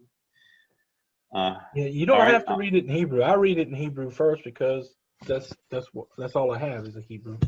The only translation I actually have is a Hebrew Arabic translation.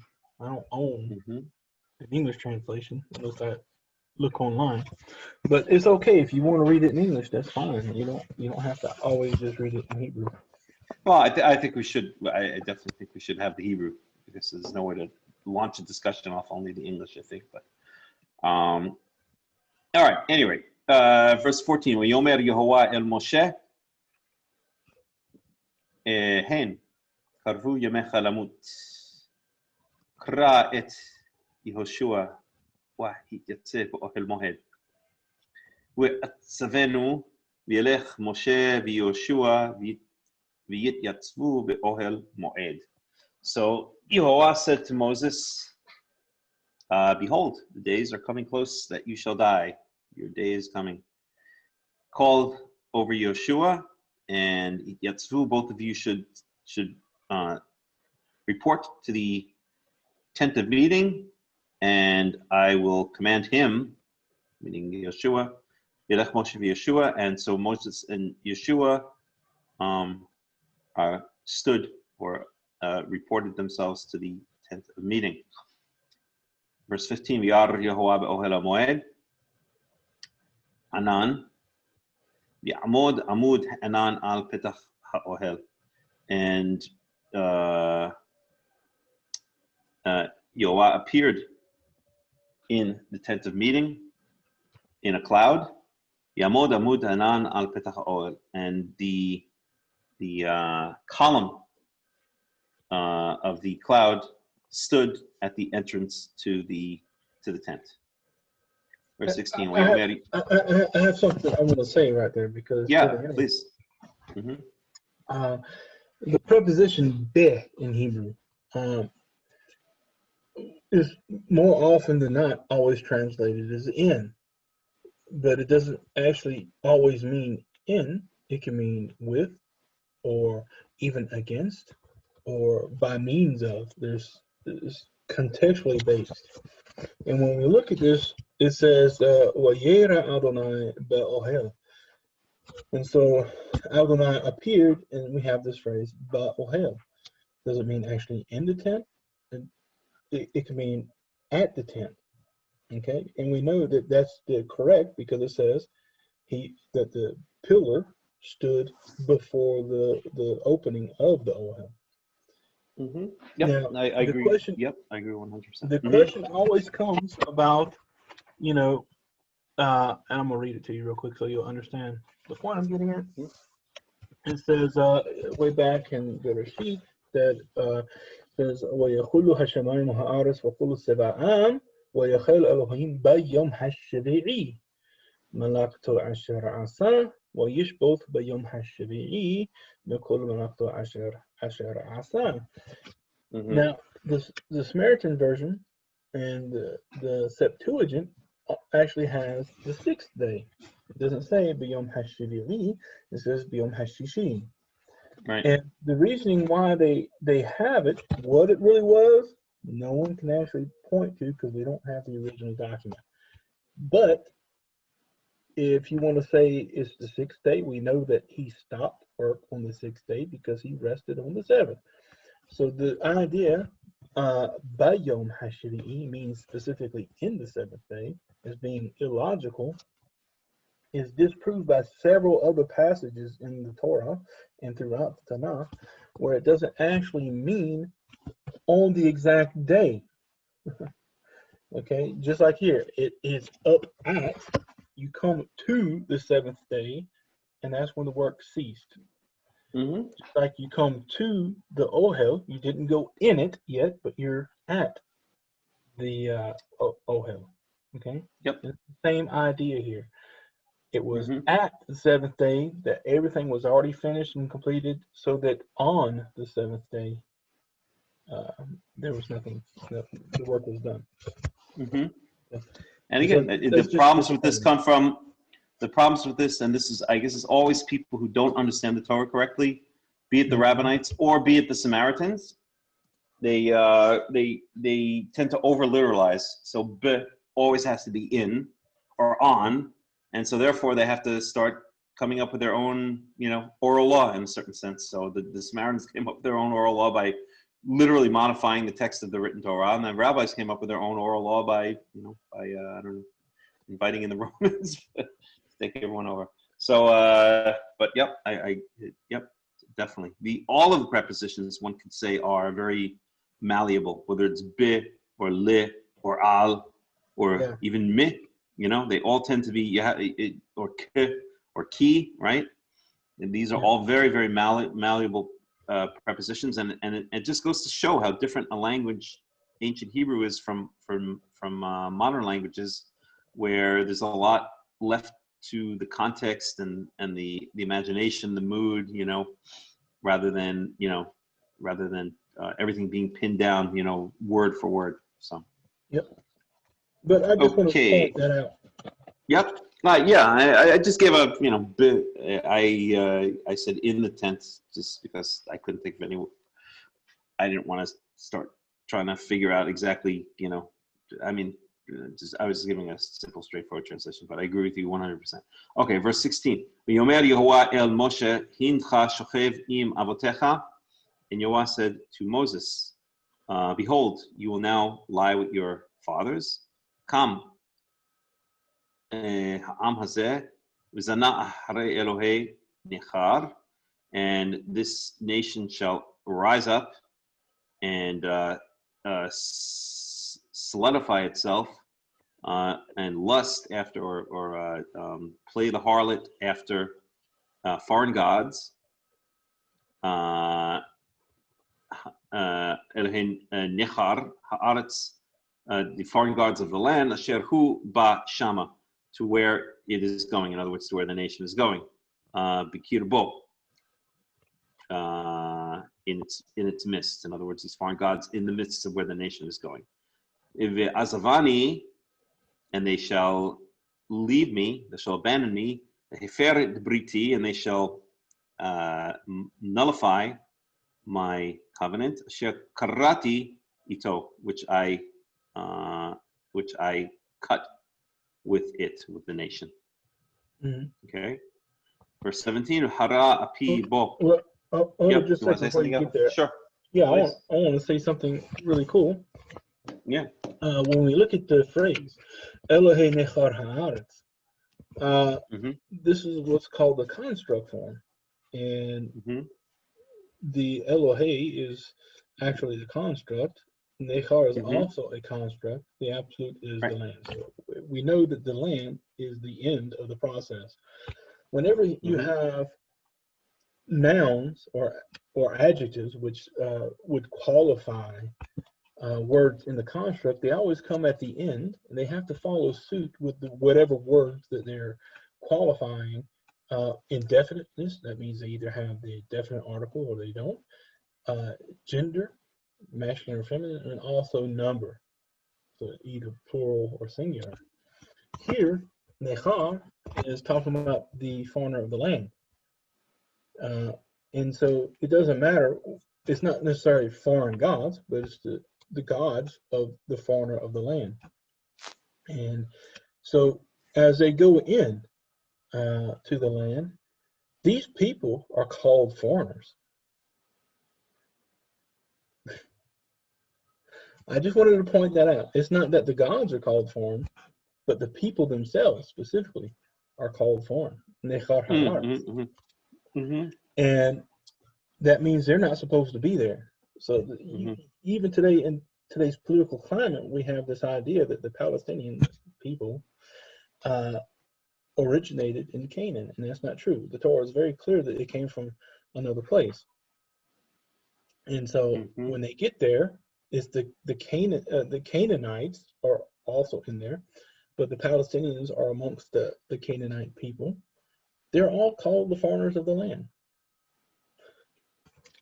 And that gets back to a question I had from another person. It was about the curse of Canaan. Why was Canaan actually cursed? But the idea, even the name Canaan, it means someone who is subjected. And that's what Noah cursed him with, to be subjected and dispossessed. And this is what we're having. But anyway, I just want to point out that it's not necessarily foreign gods, but it's the gods of the foreigner of the land, which we know to be foreign gods. I'm not so sure. I agree with that, and I go to one of the English translations. Maybe they're just translating it colloquially, but it says the foreign gods of the land here in the NIV, and if it says Elohei Nechar, I think that, let me just look at it again here. I think Elohei Nechar is a phrase, which means basically foreign gods. And then, so I think Elohei Nechar is a single phrase, and then that is in construct form, in smichut form with haaretz.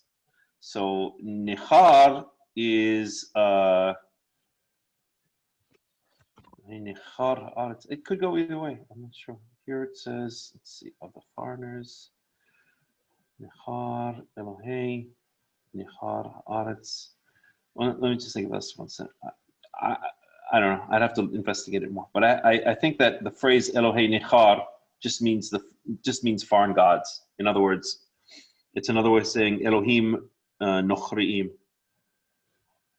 And I know this phrase appears in a number of different places, but let's see if I can just get up for 1 second here. Elohei Nechar. I don't want to belabor the point because I don't think it's that critical. But let me just see here.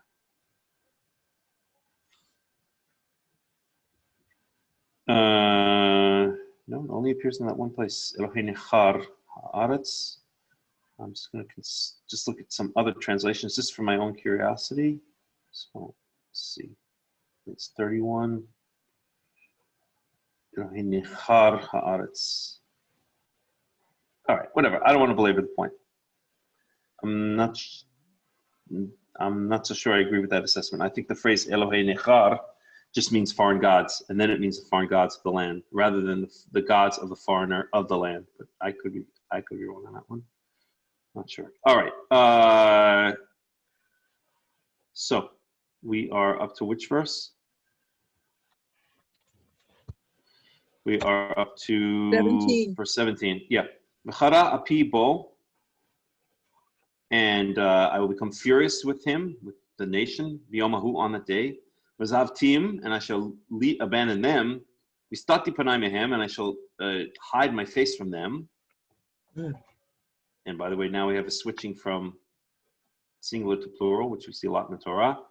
V'haya lechol, and just explain here. I'll explain after that at the end. V'haya lechol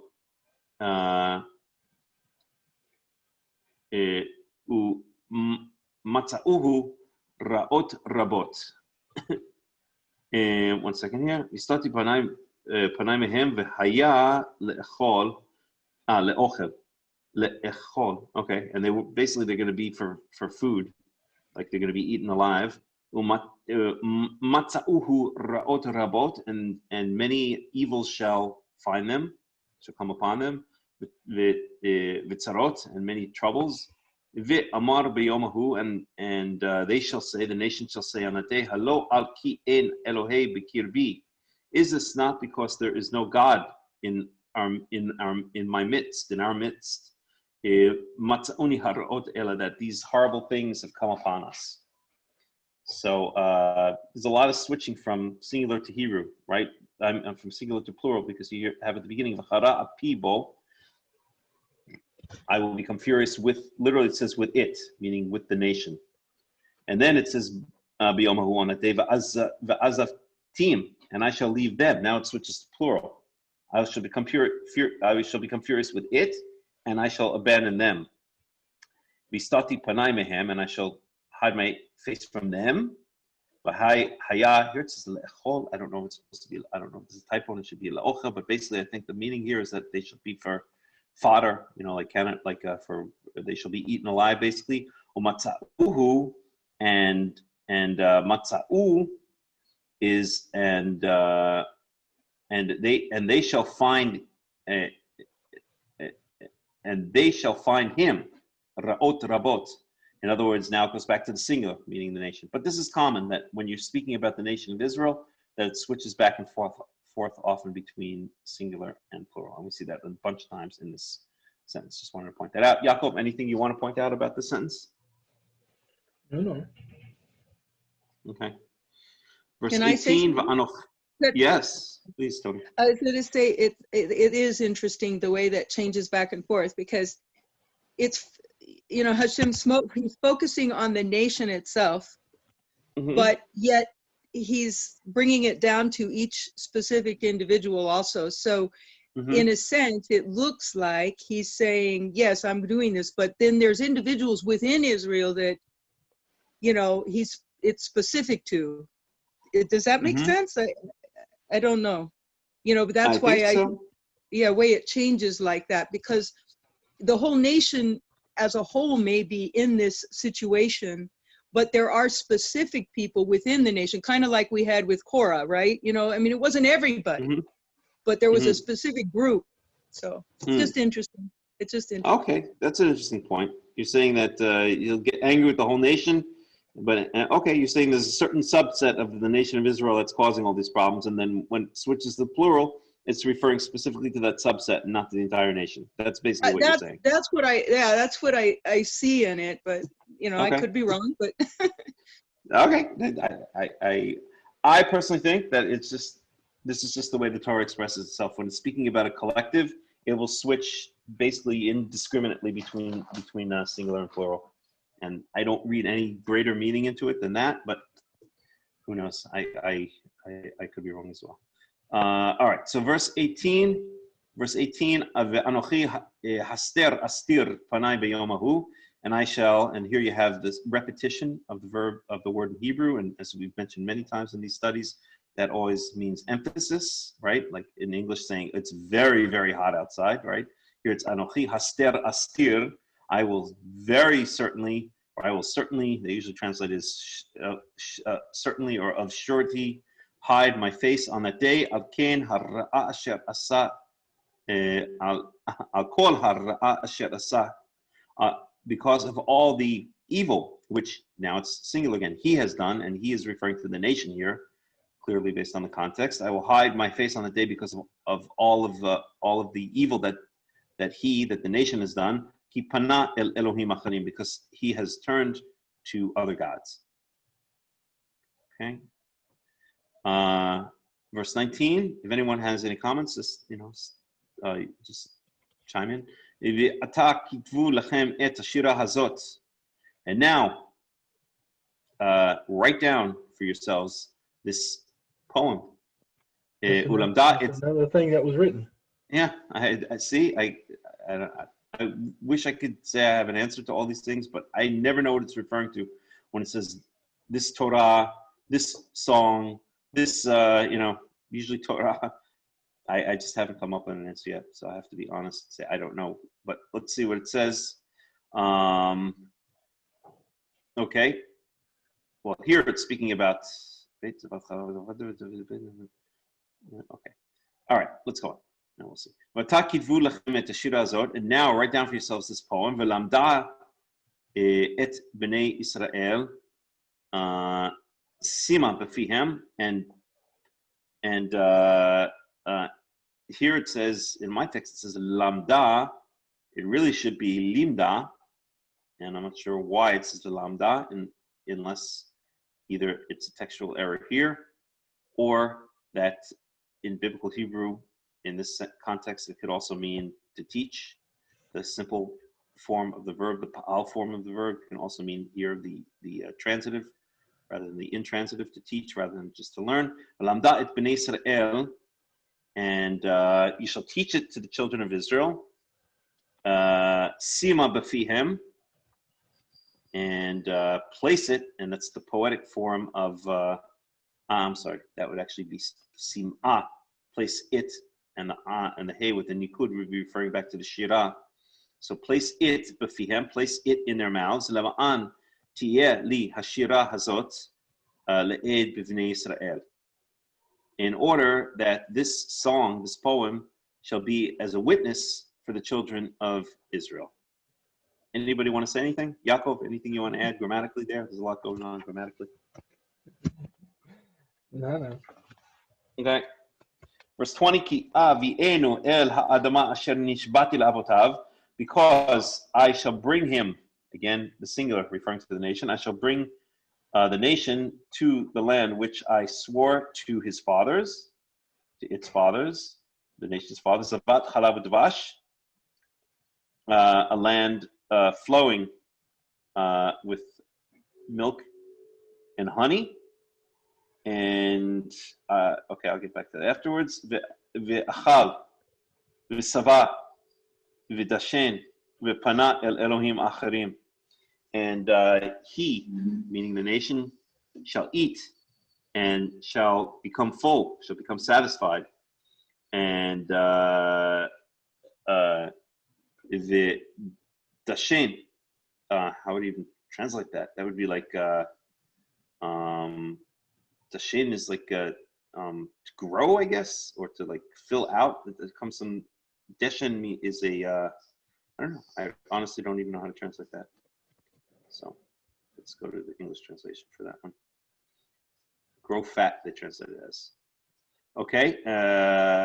Upana el Elohim acharim, and he shall turn to other gods, ve'avdum, and worship them and serve them. Ve'ne'atsuni. I'm sorry, say again. This is plural. Wa'abadu, and they shall serve them. This is the plural again. Ve'pana el Elohim acharim, ve'avad. Doom is plural. Doom. They shall serve them. That's right. Yep. That's correct. Ve'ni'atsuni, and they shall. I won't say the word. It's to the P, but tick me off. They shall tick me off. Ve'hafer et briti. They shall anger me. I guess they usually translate it as. Mm-hmm. They shall anger me. and ve'aferet briti, and they shall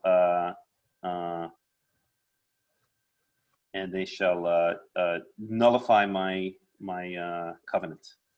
Just 1 second here. Yep. Okay. Verse 21. V'haya ki timtze'ena ato rabot, and it shall be when these many ra'ot rabot v'tzarot, it shall be when these many evils and bad things and troubles find them, find him literally, ve'ata ashira hazot lefanav, that this song shall answer before him, meaning before the nation. In other words, this song shall serve as a witness, as it said above, la'ed, as a witness. Ki lo tishkach mipi zara'o, because it shall not be, tishkach is the feminine, feminine third person singular future, referring again to the song.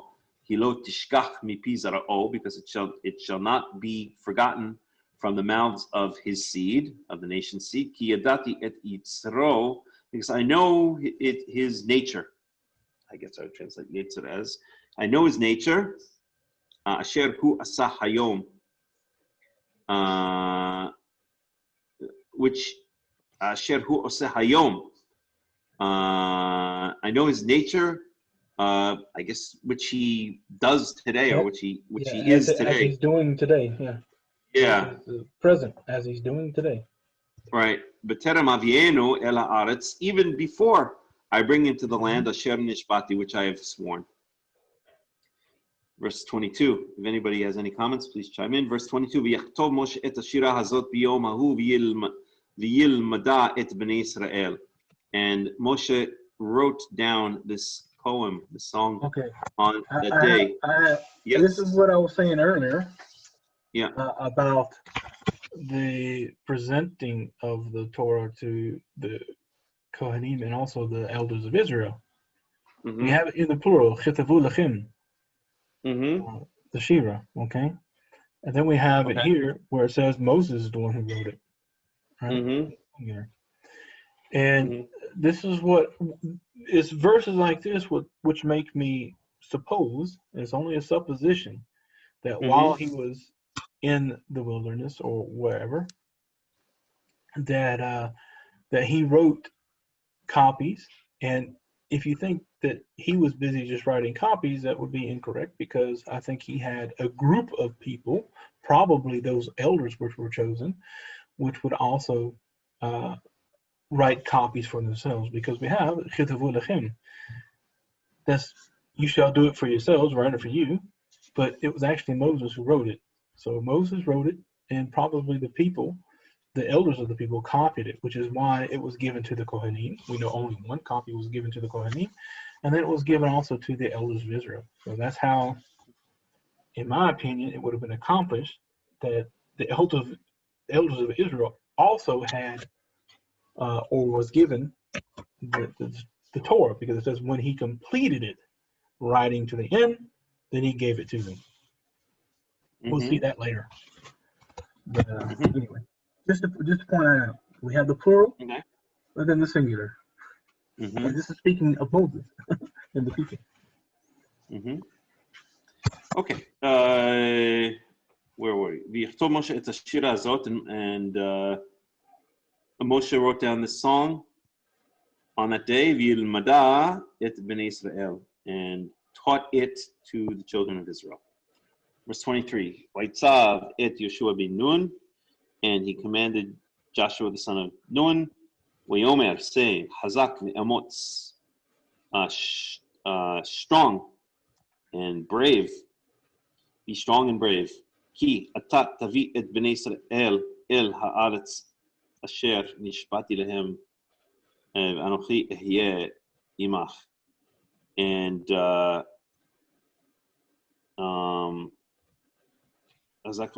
strong and brave, because you shall bring the children of Israel to the land which I swore to them V'anochi yeh imach, and I shall be with you.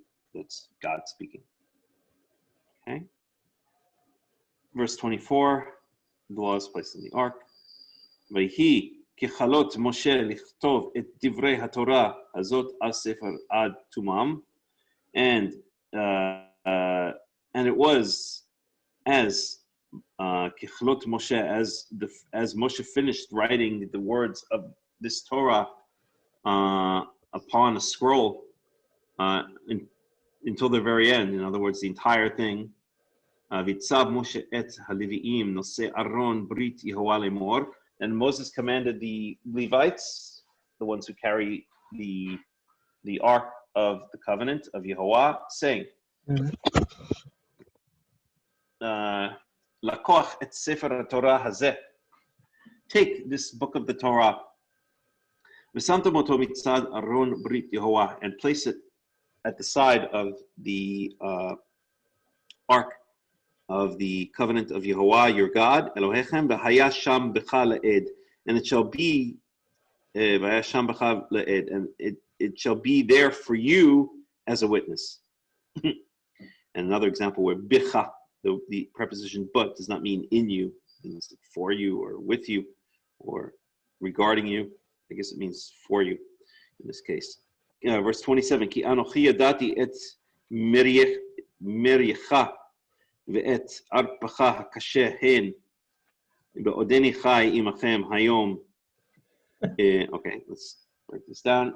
Because I know, and this is Moshe speaking, because I know, כי אנוכי ידעתי את מריחה, because I know your rebelliousness, ואת ערפך הקשה, and your stiff-neckedness, literally your stiff neck, ערפך הקשה, your stiff neck, Hen be'odeni chai imachem hayom, and hen be'odeni chai imachem hayom mamrim haitem im Yehovah, and even while I am still alive here with you today, you mamrim haitem im Yehovah, you've already been, even while I've still been alive, you've already been rebellious.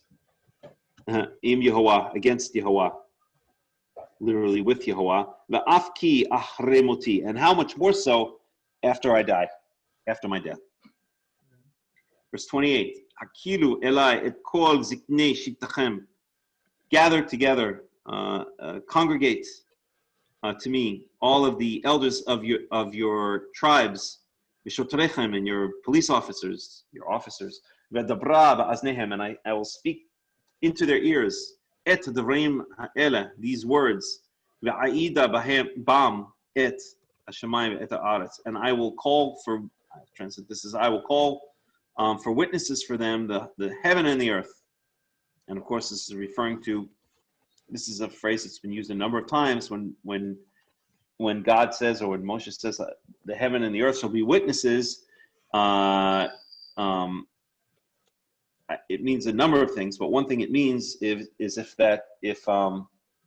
you disobey the covenant, then you're going to pay. The heaven will shut itself off, meaning the rains will stop, and the earth will shut itself off. The earth will become parched and will not bring forth its fruit. But on a more basic level, it's saying that because the Shemayim and the Aretz, because the heaven and the earth are eternal, I am calling for you basically an eternal witness, something that is always there and is always looking upon you, the heavens from above and the earth below, that they shall be a witness. Okay, the very heaven and earth shall be, figuratively speaking, a witness against you. What's that? As long as the world lasts. Yeah, exactly. Verse 29, Ki yadati achrei moti ki hashchet tashchitun, because I know that after my death, ki, that, and there's that word ki, which also is a very malleable word. In this case, that, hashchet tashchitun, and we have again the repetition, the doubling for emphasis, the very, very hot. Here it's hashchet tashchitun, that you'll certainly corrupt yourselves, I guess, destroy yourselves. The destroying angel that destroys Egypt at midnight on the 14th of that year of the Exodus is called the mashchit. So it's the same word here, hashchet tashchitun, that shall certainly corrupt yourselves or destroy yourselves. And you shall deviate from the path which I have commanded you. It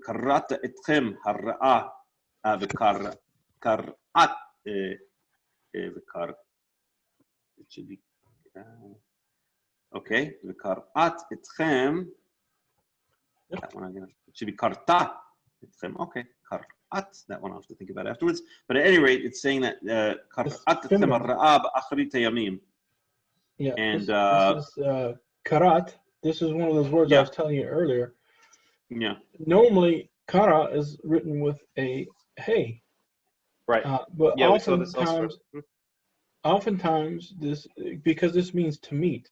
Okay. Mm-hmm. So you have this word in the infinitive likrov, which means to meet. Then you have likro, which means to call. And it looks here, it's written exactly like we would say she called, but it's the feminine of kara with a hey. And so it's karat, which means, and it's talking about the ra'a, which is feminine. Right. So that's why I said, so this wickedness shall meet you. Okay. Etchem hara'a ba'acharit hayamim. Literally in the end of days, or in the end of days, but I think it just means at that point in the future. In other words, at some point in the future. Ki ta'su et hara'a b'nei Yehovah, because you shall do evil in the eyes of Yehovah, la'achiso, to anger him, b'ma'aseh yadechem, with the work of your hands, with your actions. And verse 30, V'daber Moshe ba'aznei kol kahal Yisrael divrei hashira azot ad tumam. And Moses spoke the words in the ears of the entire congregation of Israel, the words of this song until their very end, meaning every last word of this song. And the song is for next time. So I appreciate everyone coming. Melech, I've made you the host. I actually have to go. It's almost 6 o'clock here. I wish I could stay, but I have to meet with someone else. So I'm gonna leave. It shouldn't close this down because you're the host now. And what I'll do is I'll just close the video and my mic and just leave it on. But you'll be able to close it later. Okay, so does that mean that I can stop the recording now somehow? Before you go, I see. Okay, yeah. So it's making. Is the recording has continued this entire time? Yep. So now I'm able to, because you've made me the host, I see a little thing that says recording appears here, and I can either stop it or pause it. So when I stop it, when I'm done, I can stop it, and that means at that point that it's going to be saved to the Zoom cloud, right? That's right. There's nothing else I need to do, right? Because I just want to make sure that this doesn't get lost. So all I have to do is when we're done, just stop just hit stop, and then that will be saved to your, or to the World Alliance of Qara'im's Zoom account, and then you'll be able to take it from there, right? That's right. All right. Cool. So I'd like to wish everyone a Shabbat Shalom. I appreciate you coming, and I apologize I got to leave so suddenly, but no problem. Anyway, but I'm gonna leave. I'm not gonna close anything down. I'm gonna stay here. I'm just gonna close my mic and then my video.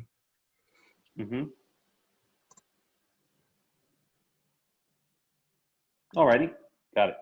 So that's it. That's the end of this week's Parsha. And maybe we should speak about this Rosh Hashanah a little bit if you guys want to, or do you guys want to just like, we have Tony and Justin here. Do you guys want to just like, do you have anything else you want to discuss? Do you want to just like make it like a open question and answer kind of thing, or any particular verses that you want to discuss in the Tanakh, or any topics? Why don't we do that? Because I think we've already spoken about Yom Teruah enough in other places. So do you guys have any particular subject you want to go over? Don't know if Justin, I don't know if Justin's going to say anything or not. Okay. Why don't you share? Yeah, share a little bit about Rosh Hashanah from your insights. Let's put it. Okay. Yeah, I'd like to hear that. Alrighty. I guess what I'll try to do is I'll recap a little bit. I gave a talk in Hebrew to students at the Technion. The Technion is it's a university in Israel. So maybe what I'll try to do, if I can find those notes, is I'll pull those up and we can go over that a little bit, because it would also be nice to get that down in English. So just give me 1 second here. Let's see if I can find those notes. Okay. Here it is, Elul talk. So the talk I gave was about the month of Elul, but the month of Elul is over. Elul is the 6th month. I gave it actually about Elul and Rosh Hashanah, what the rabbis call Rosh Hashanah. And so Elul is over, so we won't focus on that.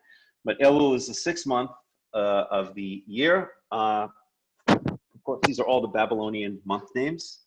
And the 7th month of the year is what the rabbis call Tishrei, which also is all these month names come from the names that the Babylonians used to use.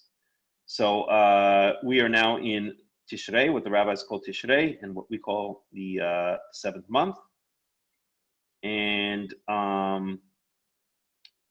well, let's start with this question. Is there any place in the Tanakh, is there any place in the Torah or the entire Tanakh that the Tanakh mentions the phrase Rosh Hashanah? Because this is what the rabbis call the holiday, Rosh Hashanah. Okay, and does anybody know? Either of you guys know? I don't think it actually mentions it in the Torah in that context. Right. I think it's called Yom Teruah. That's right. I'm correct. Yes. That is 100% correct. Yes, Justin, go ahead. I was just going to say, basically, since you asked the question, the answer would basically have to be no, probably not. Right. It's kind of a trick question because there is one place, but it works better with rabbinites because they are 100% convinced that Rosh Hashanah is mentioned in the Torah, and it actually is mentioned once. So we should check it out. But then it actually works great with them because when they read it, then they realize it has nothing to do with the holiday. So they get all excited and then they because it's the head of the year, but it's not what they're talking about as far as Yom Teruah, right? Exactly. But we could check it out anyway. Yeah, that's right. Can you hear me? Okay. Can you guys hear me? Yes. Can you guys hear me? Hold on 1 second. Let me just try something. Yeah. Yes, I can hear you. I can hear you fine. It's probably her breaking up from where she's at. It might be my side because the internet here is also not very good. And if you just excuse me for just 1 split second, I've got to plug in my phone because it's going to run out. And if it runs out, I don't know what's going to happen with the Zoom meeting and the recording, since Yaakov was the official host. So hold on 1 second. At any rate, in the meantime, if you want, you guys can turn to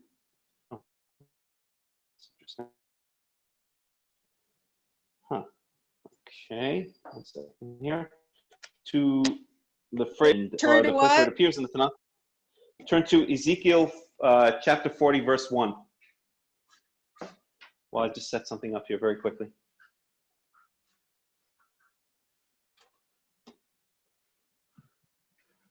Just have to run the electricity plug for 1 second. I'm sorry. Okay, ready. Okay, 1 second. Just got to plug this in. Or else bad things might happen.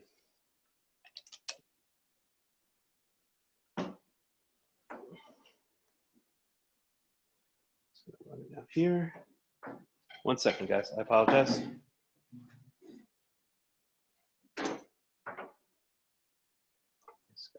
around to the other side and plug it in. Real quick, what was that? Ezekiel?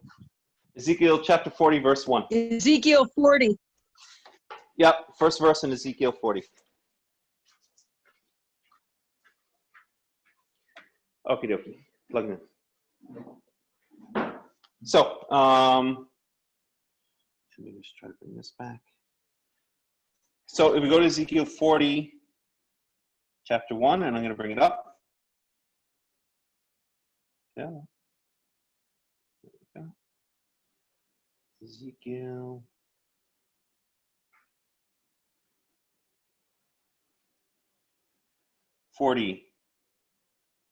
Chapter 1. So it says here, I'll just read the English version first.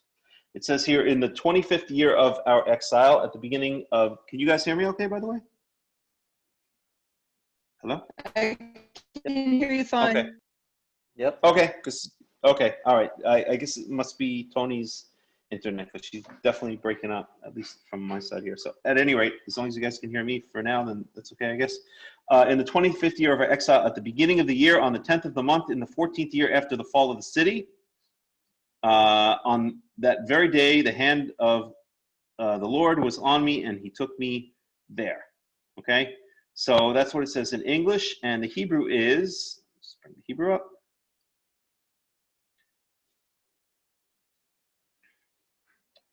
The Hebrew says, on the 25th year of our exile, Rosh Hashanah. So it says the words Rosh Hashanah there, and which in the English is translated as at the beginning of the year. Okay? So there it is. I always like to tell the rabbinites, there it is. You guys win. It's 100% proof. The word Rosh Hashanah is mentioned in the Torah, and that's proof that that today is Rosh Hashanah. What do you think about that argument?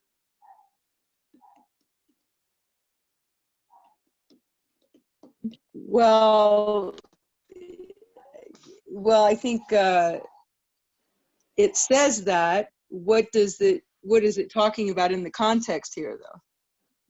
Exactly.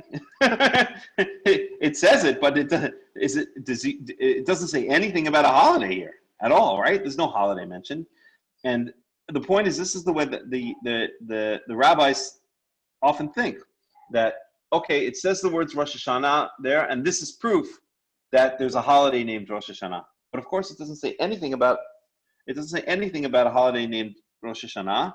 What it's speaking about, and we can see this from the English, is it's just speaking about a date, a certain day on which Yechezkel had a prophecy. That's all it's speaking about. And usually, what you're going to get, as I'm sure you guys have seen many times, when it says a prophet, it'll say something like on the 10th month, or on the 3rd day of the 10th month of the 15th year of King Yehu, the word of the Lord came to me, and blah blah blah blah blah. Right. So here, instead of mentioning the month, it just says at the beginning of the year. It says Rosh Hashanah. So that is referring to, okay, and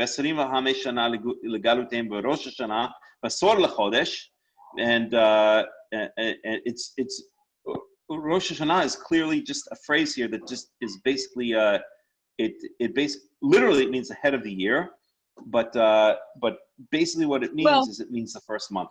It means the first month. Yeah, it'd be like me saying, well, it was about the first of the year that blah blah blah blah blah.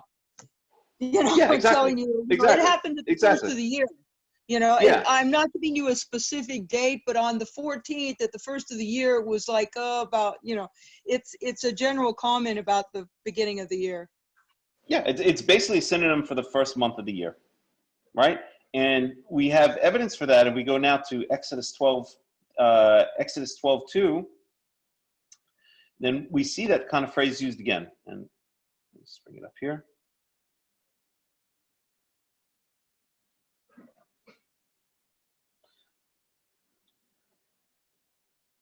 So we go to Exodus 12:2, and I bring up the Hebrew. So this is a statement that explicitly says that that the month of the Aviv is the beginning of the year. Okay, and I'm going to read the Hebrew. It says, "Achodesh hazeh lechem rosh chadashim." This month shall be for you, or this month is for you, the head of the months. Rosh chadashim literally means the head of the months. Rishon hu lechem. It is the first one for you. It is first for you. Okay. Lachadshei hashana, for the years for the months of the year. Okay. So here we have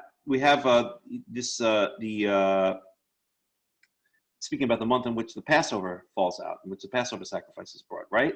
And it uses the word again, rosh, right? It doesn't hear it. If you put it all together, it says, "Achodesh hazeh lechem rosh chadashim rishon hu lechem lachadshei hashana." Okay, so it's, and I'll translate it very literally here. Okay, this month shall be for you the head of the months. It is the first for you among the months of the year. Okay, so we basically have the phrase here, Rosh Hashanah. Okay, it's the Rosh Chadashim L'Chadshei Hashana would be the full phrase. It's the head of the months of the year. But if you shorten that, it's just Rosh Hashanah. Okay, and so it's clearly speaking of this phrase clearly shows us that the head of the months, or when the word head is used in reference to the year, it's speaking about the first month. Okay, and that's all we're seeing in Yechezkel. There's no indication anywhere whatsoever to imply that this phrase Rosh Hashanah in Yechezkel chapter 40 verse 1 is speaking about anything having to do with any kind of holiday. And in fact, all of the evidence clearly points to the fact that it's just another way of saying the first month. Okay, and it's the only place that the phrase Rosh Hashanah ever appears in the entire Tanakh. Okay, there's no other place. The holiday is never ever called Rosh Hashanah anywhere in the entire Tanakh. It's always called Yom Teruah. Yeah. And we see that in Tony, did you want to say something? Well, it's interesting because I have a Tanakh. It's the Stone Edition Tanakh, and in the footnote, it says Nisan, the month in which this commandment was given, is to be the beginning of the months. And then it says, even though the new year begins in Tishrei. See, it adds that, and then it says, wait a minute, the months are to be numbered from the month of the Exodus. Thus, Nisan is the first month, while Tishrei is the seventh month. So, even in this little section here, it's they're double talk. Yeah, they're still admitting that this is actually the one, but we celebrate the first of the year in the seventh month. Yeah, so what you just read me is total double talk. That it doesn't even I can't even parse what they're trying to say. It's basically double talk, right? This is the first month, but it's not the first month, but it's the seventh month. But we count if Nisan is the first month, but this is the new year. But it doesn't mean anything, It's gobbledygook, right? It's a hard one. I haven't understood very well myself, even though I'm very involved with people. The people I'm involved with are definitely rabbis, and they believe that. But it is a strange concept for me. Let's put it that way. Have you ever confronted them with this or asked them about it? I mean, you'll just get standard answers. I guess you don't want to rock the boat. Well, it's like, I think when you were gone, I brought up the subject about all of Israel being the women, the children, and it's like, I'm sorry, the other brother that was speaking, his name again is Yaakov. Yeah. He has pretty strong idea that it's only the males, but that is every year the males are required to go. I mean, that's the requirement. But on the seventh year, it says bring everybody to hear the reading. Right. The children, the women, everybody should gather. It's like the biggest gathering of all time is every 7 years. Yeah, that's right. Yeah. I try not to get into too much conflict. I finally just I like to not do that if I can help it anymore. It's futile. It's futile. So I don't talk to them about it, about Rosh Hashanah. And I'm kind enough. I'll say L'Shana Tova, because that's I don't have a problem with that. I have friends that are. I don't really give them the Christian version, but I will tell my friends who are of that, I'll say, you have good holidays or something like that, because it's their holiday. Right. May your Right. holiday be good. Right. I don't Right. I don't want to get into all the contention. Sure, of course. I totally understand. What I will generally do is if someone says to me Shana Tova, I'll just respond with Yom Teruah Sameach. You know, happy Yom Teruah. Yeah. Yeah. So, but I totally understand.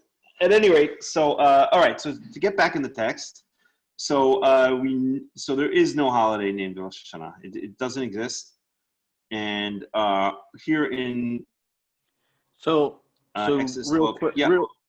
real quick then, why do you think that is? I mean, in other words, I mean, I get the whole thing of, you know, there's certain, in other words, okay, when Hashem basically laid out everything Torah-wise, he said, okay, this is going to be, you know, your first holy day is going to be here, then 15 days later you're going to have this one, and then you're going to have this one, and then you're going to have this one.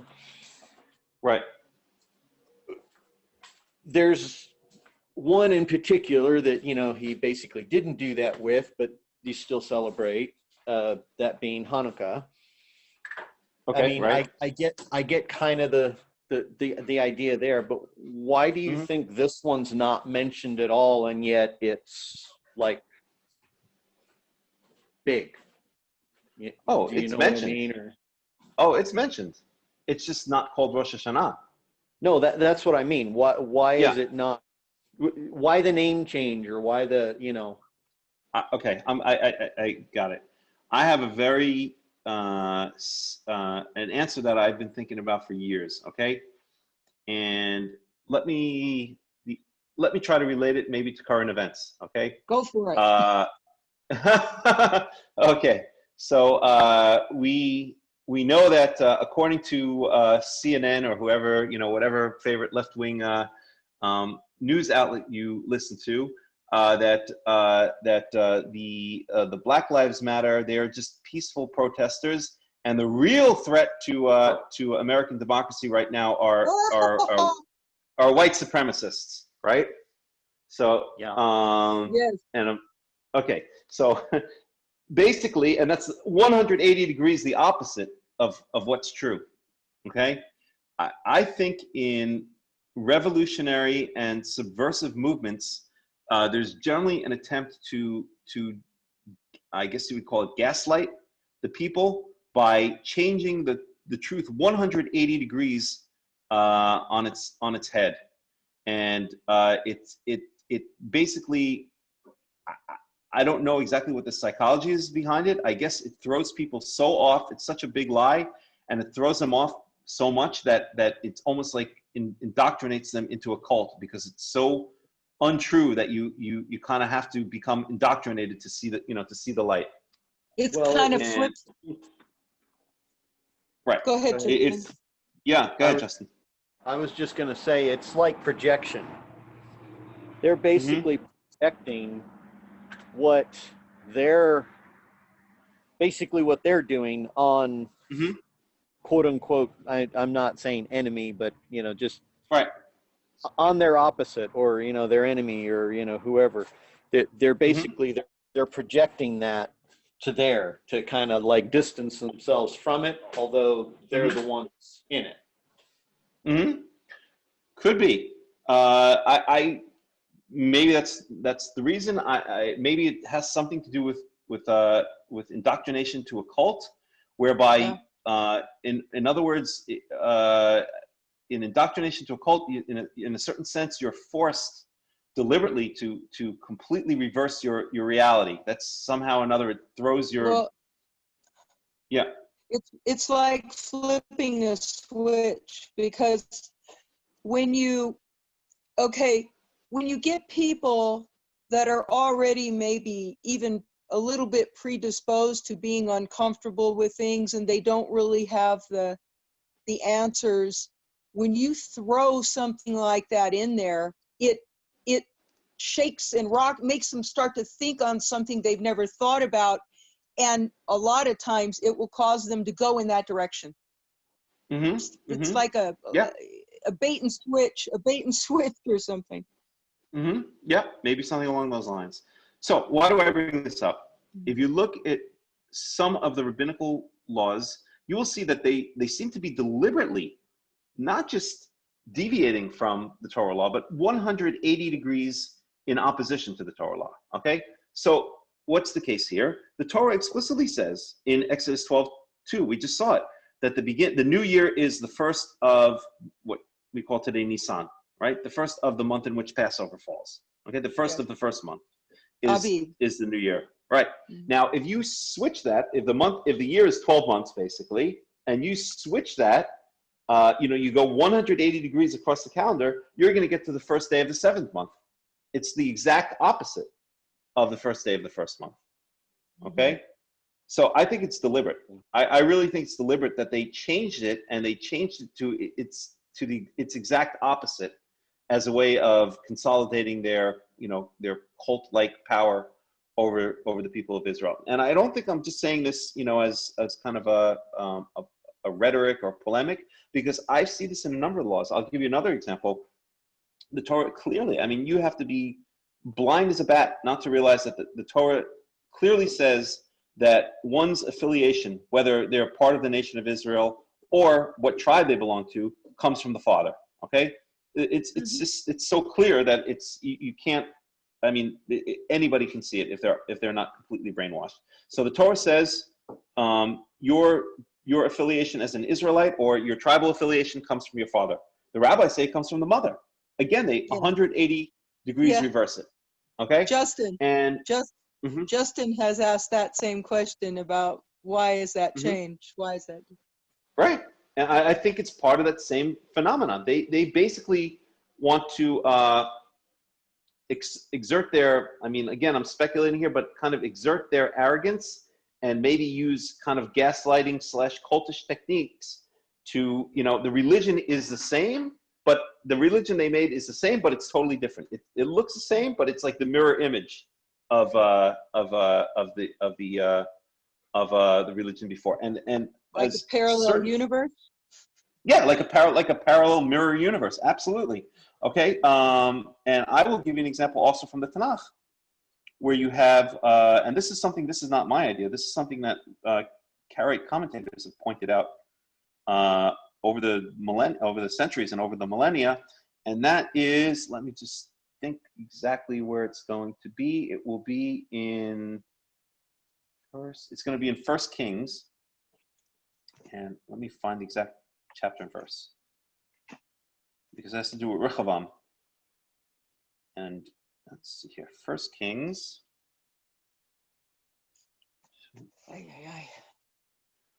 David dies. No, it's 1 Kings. Let's see here.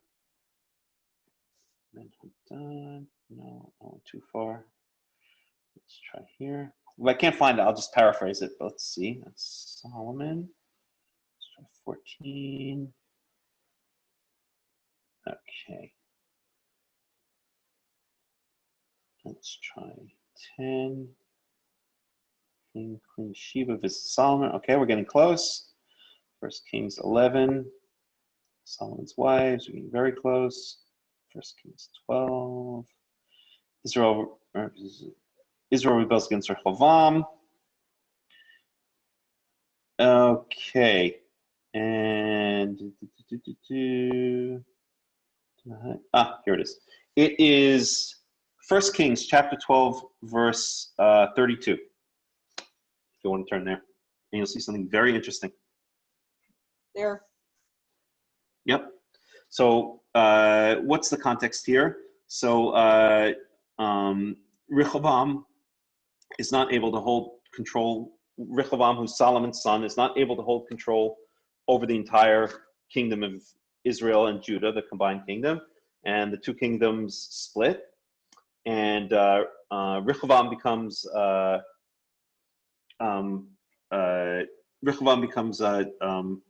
king over just Judah. And in the north, you have the person who organized the rebellion, which was Yerovam. he becomes the king of the north. Okay, and it says here, and we can go back just a little bit. Let's start with. I'll just read the English to speed it up here. We'll start with 1 Kings chapter 12, verse 26. Yerovam thought to himself.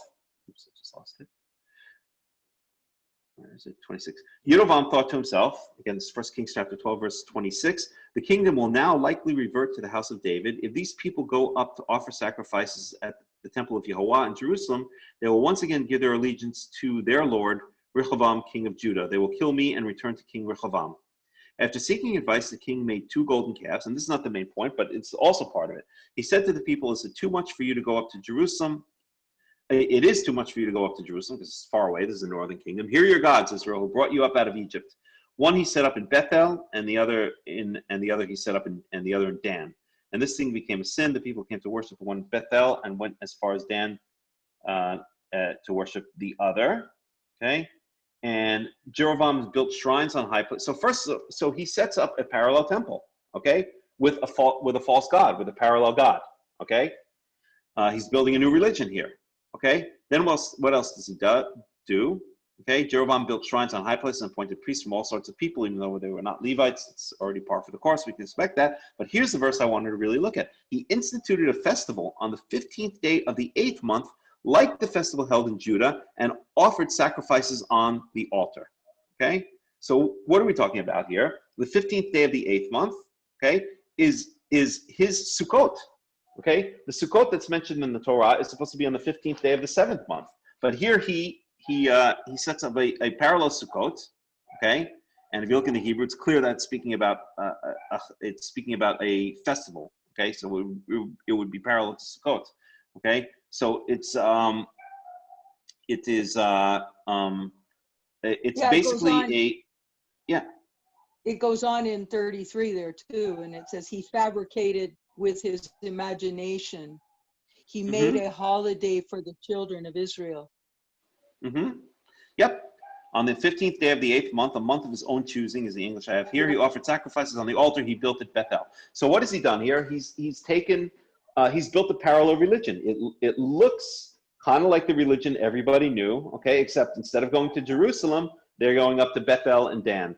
Okay, instead of worshiping Yehovah, they're worshiping the golden calves, which I guess they might even remember in their national history going back all the way to the desert. And instead of celebrating Sukkot, the big holiday, on the 15th of the 7th month, they're celebrating on the 15th of the 8th month, okay? So over the years, many Karaite commentators have said this is exactly what the rabbis do, okay? They change the times, of the religion, they change the places and the times, and they create basically their own parallel universe religion.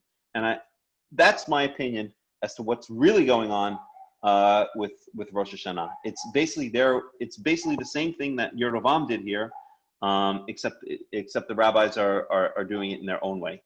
And that's why you see so many rabbinical laws which are not just different from the Torah, but 180 degrees in opposition to the Torah. That's my personal opinion. And that's why rabbinites become so cultish. And that's why when you confront them with facts and evidence, okay, as my friend who was here before said that they just instead of playing chess, they just destroy the chessboard and then poop on the chessboard, knock all the pieces over, poop on the chessboard, and then run around saying that they won the game. Because they're literally cultish about it. And I'm not saying this off the cuff. I've debated many rabbinites, and once you start pinning them down with actual facts and verses from the Tanakh, it either degrades into ad hominem attacks or very emotional responses, or just complete denial of the facts. I mean, it's like, you can show facts right in front of their face, and at the same time they'll like twist those facts and say it's not saying what it clearly says to anyone who would be objective. So that's my opinion of what's going on. That's my opinion. Well, if they are using cultish, and I don't mean the rabbis, but I mean, in other words, if people are using that mindset of a cultish type mechanic, then it would make sense. They're uh,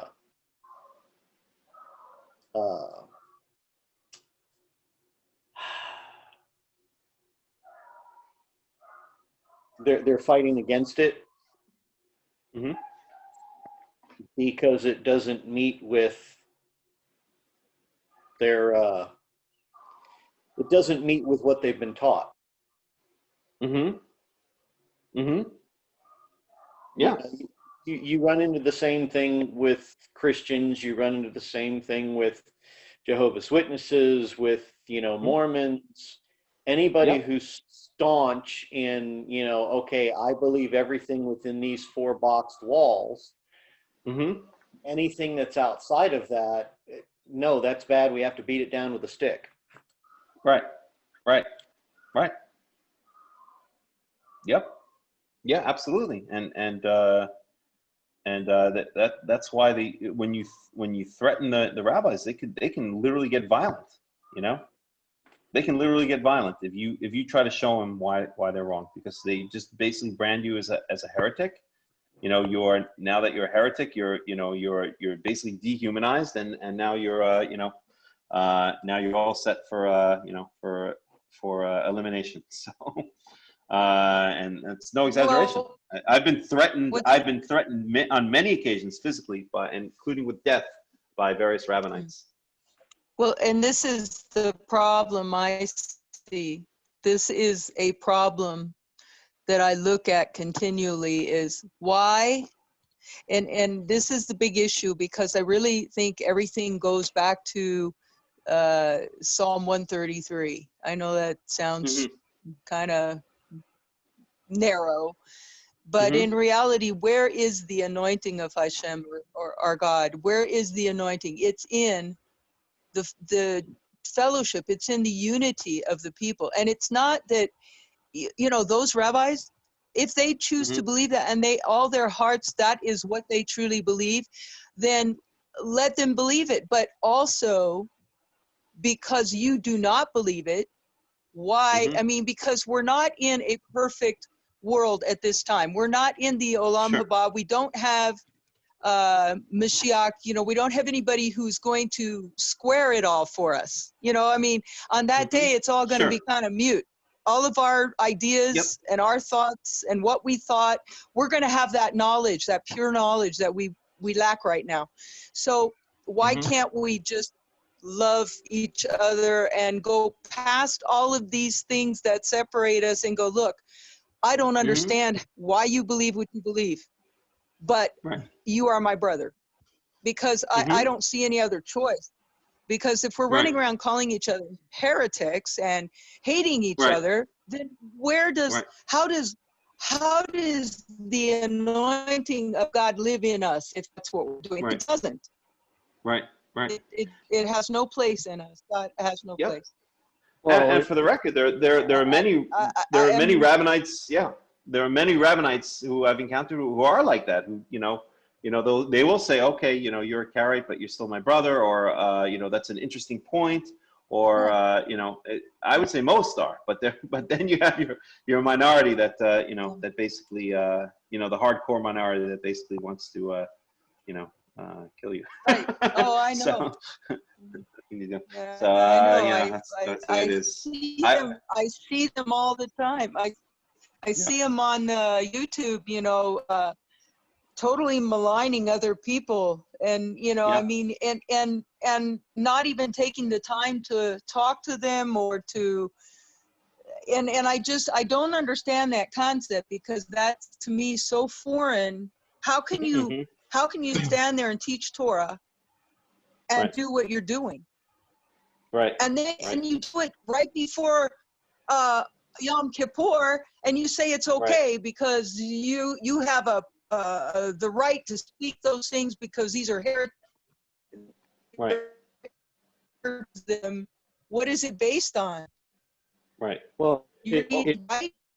Mm-hmm. Go ahead. I was just going to say, back, by the way, so maybe wants to say something. But yeah.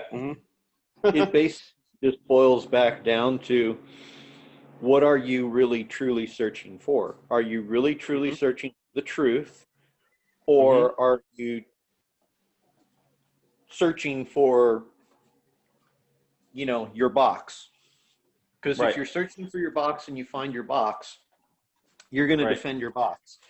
If you're searching for truth, in reality, you're always searching for truth, because even the truth that you found, you have to continue to search to make sure it's really the truth. Absolutely. Yep. And you have to have the humility, and you have to have the humility to admit when you're wrong, and sometimes maybe even admit in public. Like, for instance, here Yaakov's back. We had an argument a number of weeks ago where we had a discussion over the phrase Kohanim Leviim, and I argued my pants off, but in the end it was 100% clear that Yaakov was right, and I admitted fully that he was. And in fact, this week's Parsha actually says HaKohanim B'nei HaLeviim. I wanted to bring that up, Yaakov, which even further solidifies your point. I couldn't get with the guy. I don't know what you guys spoke about while I was gone, but I caught the last little bit about the what Antoinette was saying about basically why can't we get along. I want to point out a couple of things. Now, I don't expect anyone to agree with my point of view, and I never have ever expected anyone to just toe the line that I set, and you can't have any discussion. Melech has known me for almost, actually, more than 20 years now. Something like that, yeah. I think close to 20, around that, yeah. Yeah, I've never shied away from people who disagree. You could disagree with me. In fact, I love disagreement, and I'll tell you why. When you disagree, then you're forced to look at your opinion and make sure it's correct. If someone's just being a yes man or whatever, you're never challenged to review what might be wrong. No one knows everything, and me least of all. But what I would like to point out is now, I try to shy away from any prophetical book. I focus only on the Torah mainly. Of course, I peruse the entire Tanakh from time to time, but my main focus from day in, day out is Torah. And but when I was younger, I read through the book of Daniel, mainly because everyone kept asking, "Oh, what does Daniel mean? Daniel." And I came to the conclusion years ago, when we look at the different kingdoms that he was talking about. The last one has to do with some other split-off kingdoms. The most of them were represented by beasts, by wild animals. And so the wild animals were the personification of the kingdom. This one kingdom, which everyone calls the little horn, came up in the days of these kings, which is what Daniel explains, which happens to be during the time of that we know to be Alexander the Great, when his empire split into those four. And it was amongst this that this little horn came up. And when we look at the characteristics of this little horn, it was not a world power. It never sought to take over all the world. The entire goal of that little horn was to dominate the saints of the Most High. And that is really where the beginnings of the rabbinic movement started, was in the days of the empire of Alexander, after it had split into those four kingdoms, what we know, which we read about in history. And it was there that the Pharisaic and the Sadduceic movements really began to form and be at odds. It was the Pharisees who invited Rome to Israel. And the reason why they invited Rome to Israel was because they wanted to get rid of the priestly class. And their desire from the very beginning, I think, was to destroy the Mikdash. Because without that, the priest had really nothing. I agree 100%. I agree 100%. And that's what I was talking about, that the Mashiach would have nothing. When we think about Mashiach, Mashiach is not necessarily a person. According to the Torah, the Mashiach is the Kohen Gadol, as well as the Mishkan. All the sacred articles are also anointed.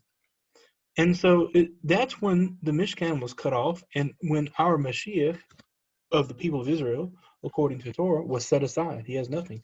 And the rabbis have taken control since that time, and basically have sought to dominate and control. They changed times, they changed laws, they invented stuff, and they're so arrogant as to say that even God himself has no place in our rulings.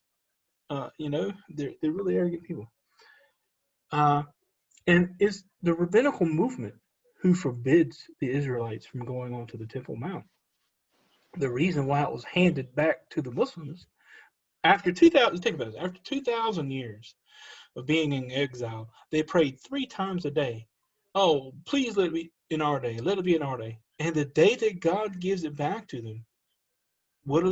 They hand the keys back to the Muslims. All right. Why? Every documentary you ever want to look at will explain. The Orthodox didn't want it because then they'd have to rebuild the Mishkan. And that would open up a whole new can of worms. That's why they won't even form the Sanhedrin, which is a fake, nonsensical idea, because the Kohen Gadol is the head of the Sanhedrin. That means the chief rabbi has nothing to say anymore. And but anyway, the point is, the Pharisees were the ones who threw the first blood. In their prayer book, they called us heretics. They prayed about us heretics 3 times a day. They're the ones who've rejected the hand of fellowship. All the Karaites and Sadducees and the groups like us, all we've ever wanted to do was say, hey, this is the Torah. Let's get back to the Torah. And the rabbis, with their mystical Babylonian gobbledygook religion, is what's dominating the people of God. And that's what we have to get rid of. That's what I'm fighting against. And it's not that I'm doing it with malice. Sometimes I'm a little cynical because, I see videos about me, even though they won't mention my name. They'll make videos about me, and and so I make little jibes or jabs or whatever you want to say against them too, But it's all done in the spirit of brotherhood, even amongst the Karaite movement. Okay, Melech and I, we were around before there was ever a domination of the universal Karaite Jews and their proxy conversion mill called the Karaite Jewish University.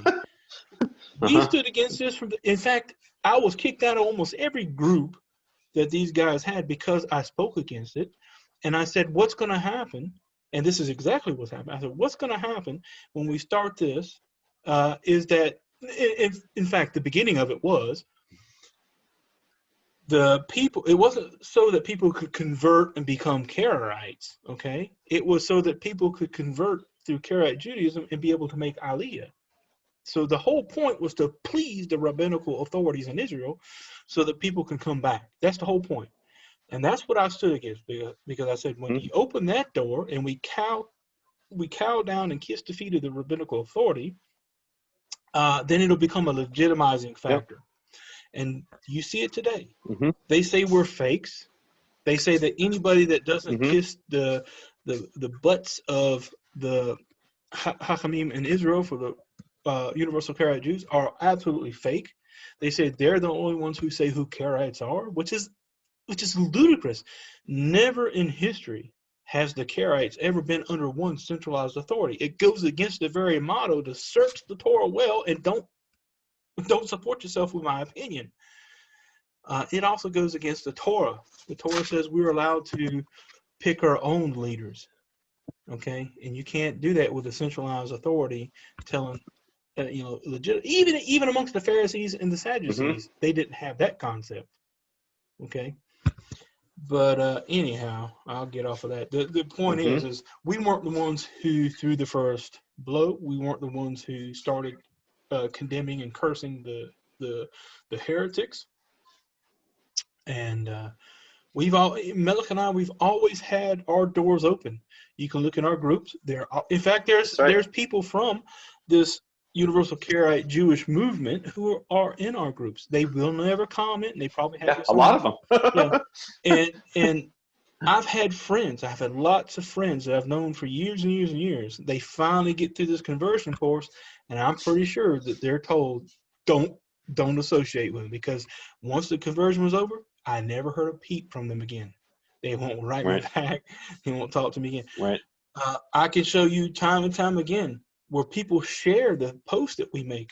Great posts. We have good posts, and it's full of stuff. And they will delete those posts that are shared to those groups. So it's not just rabbinics. It's also amongst the Karaites, because the Karaites today, especially from the Egyptian Karaite movement, they are basically rabbinic Jews. And they just are basically using the name Karaite. That's it. But they're moving the Karaites back to rabbinic Judaism. And in a few generations, it's going to end. They'll only have a name Karaite, but they'll be just like the rabbinics.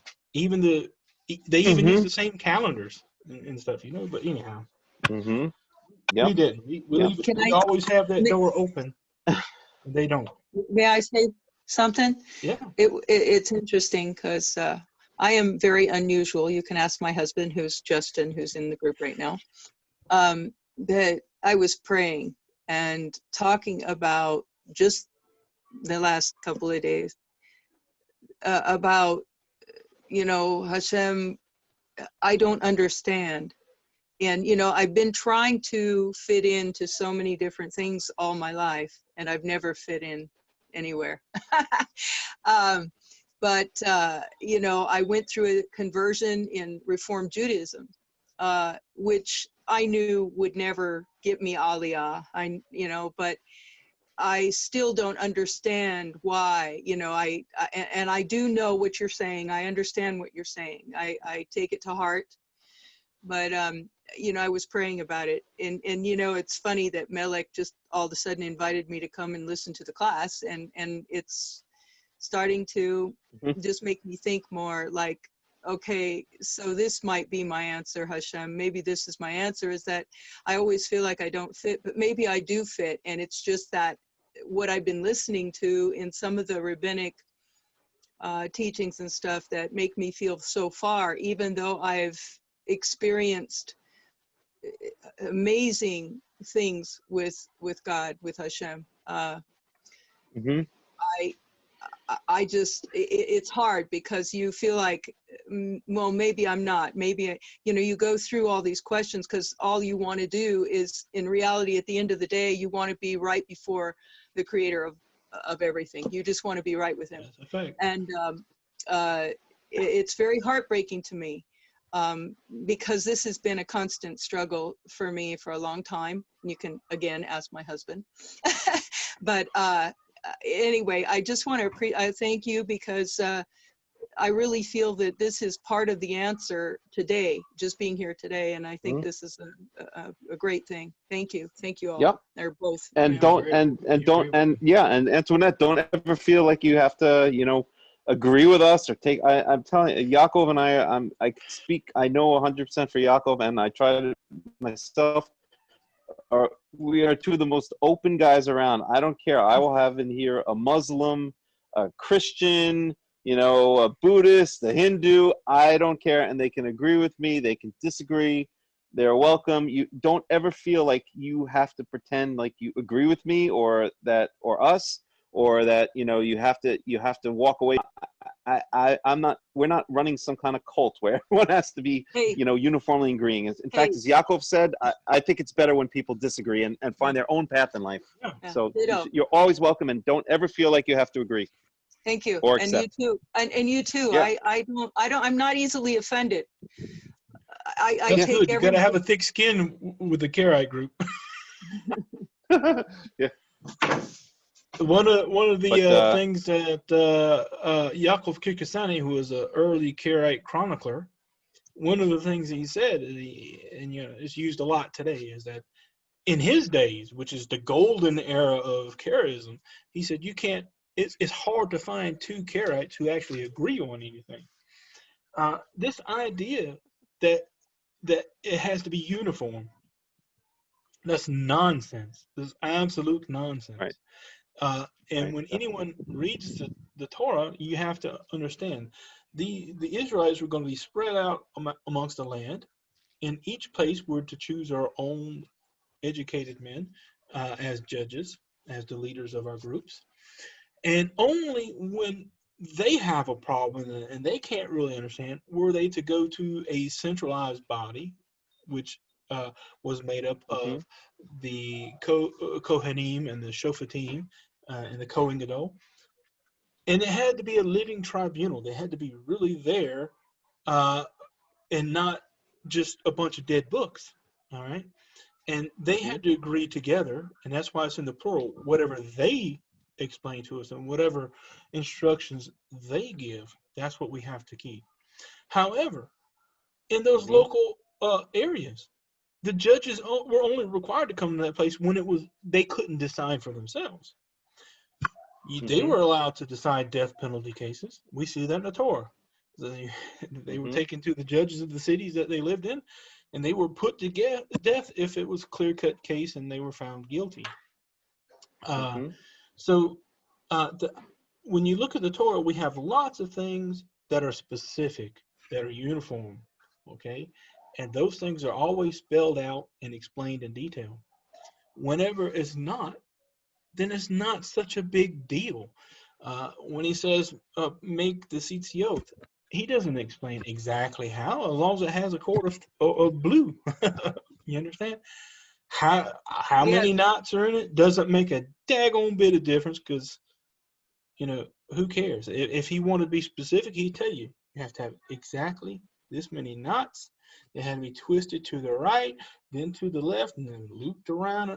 It would be in detail explained if it really was to be uniform in that way. So the idea that everything has to be uniform is nonsense. It's crazy. We even see it in the time of David in Shaul. Remember whenever it was the Chodesh, it was the days of the Chodesh. Jonathan was there with his father, and David was missing. And the king was like, "Where is he?" He said, "Well, it's a minhag in my city that we have a feast at this time," or something like that. I can't remember exactly how it was, but the point is, it showed that it wasn't uniform across Israel that a certain thing took place. They were, they had their own things that they did, and so I forgot where I was going with that. Yeah. Anyway, maybe we should wrap it up, because it's been about 3 hours, and I think this is maybe a good time to. All right. Yeah, I appreciate everyone coming, man. This is great. And now we can only get people to watch the videos.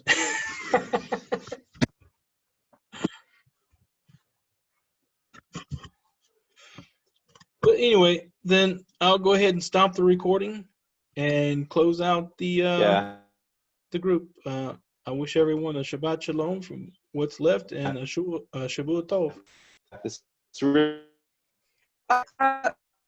Are the videos on YouTube? Yep. Okay. All right. Thanks. I'll look for them. Okay. Or if you want to send a link, Melech, you can send me a link to one, and I can get. Yeah, I'll send you the link, because I'm in contact with you on what. Yeah. On WhatsApp. Well, Shabbat Shalom then. Shabbat Shalom.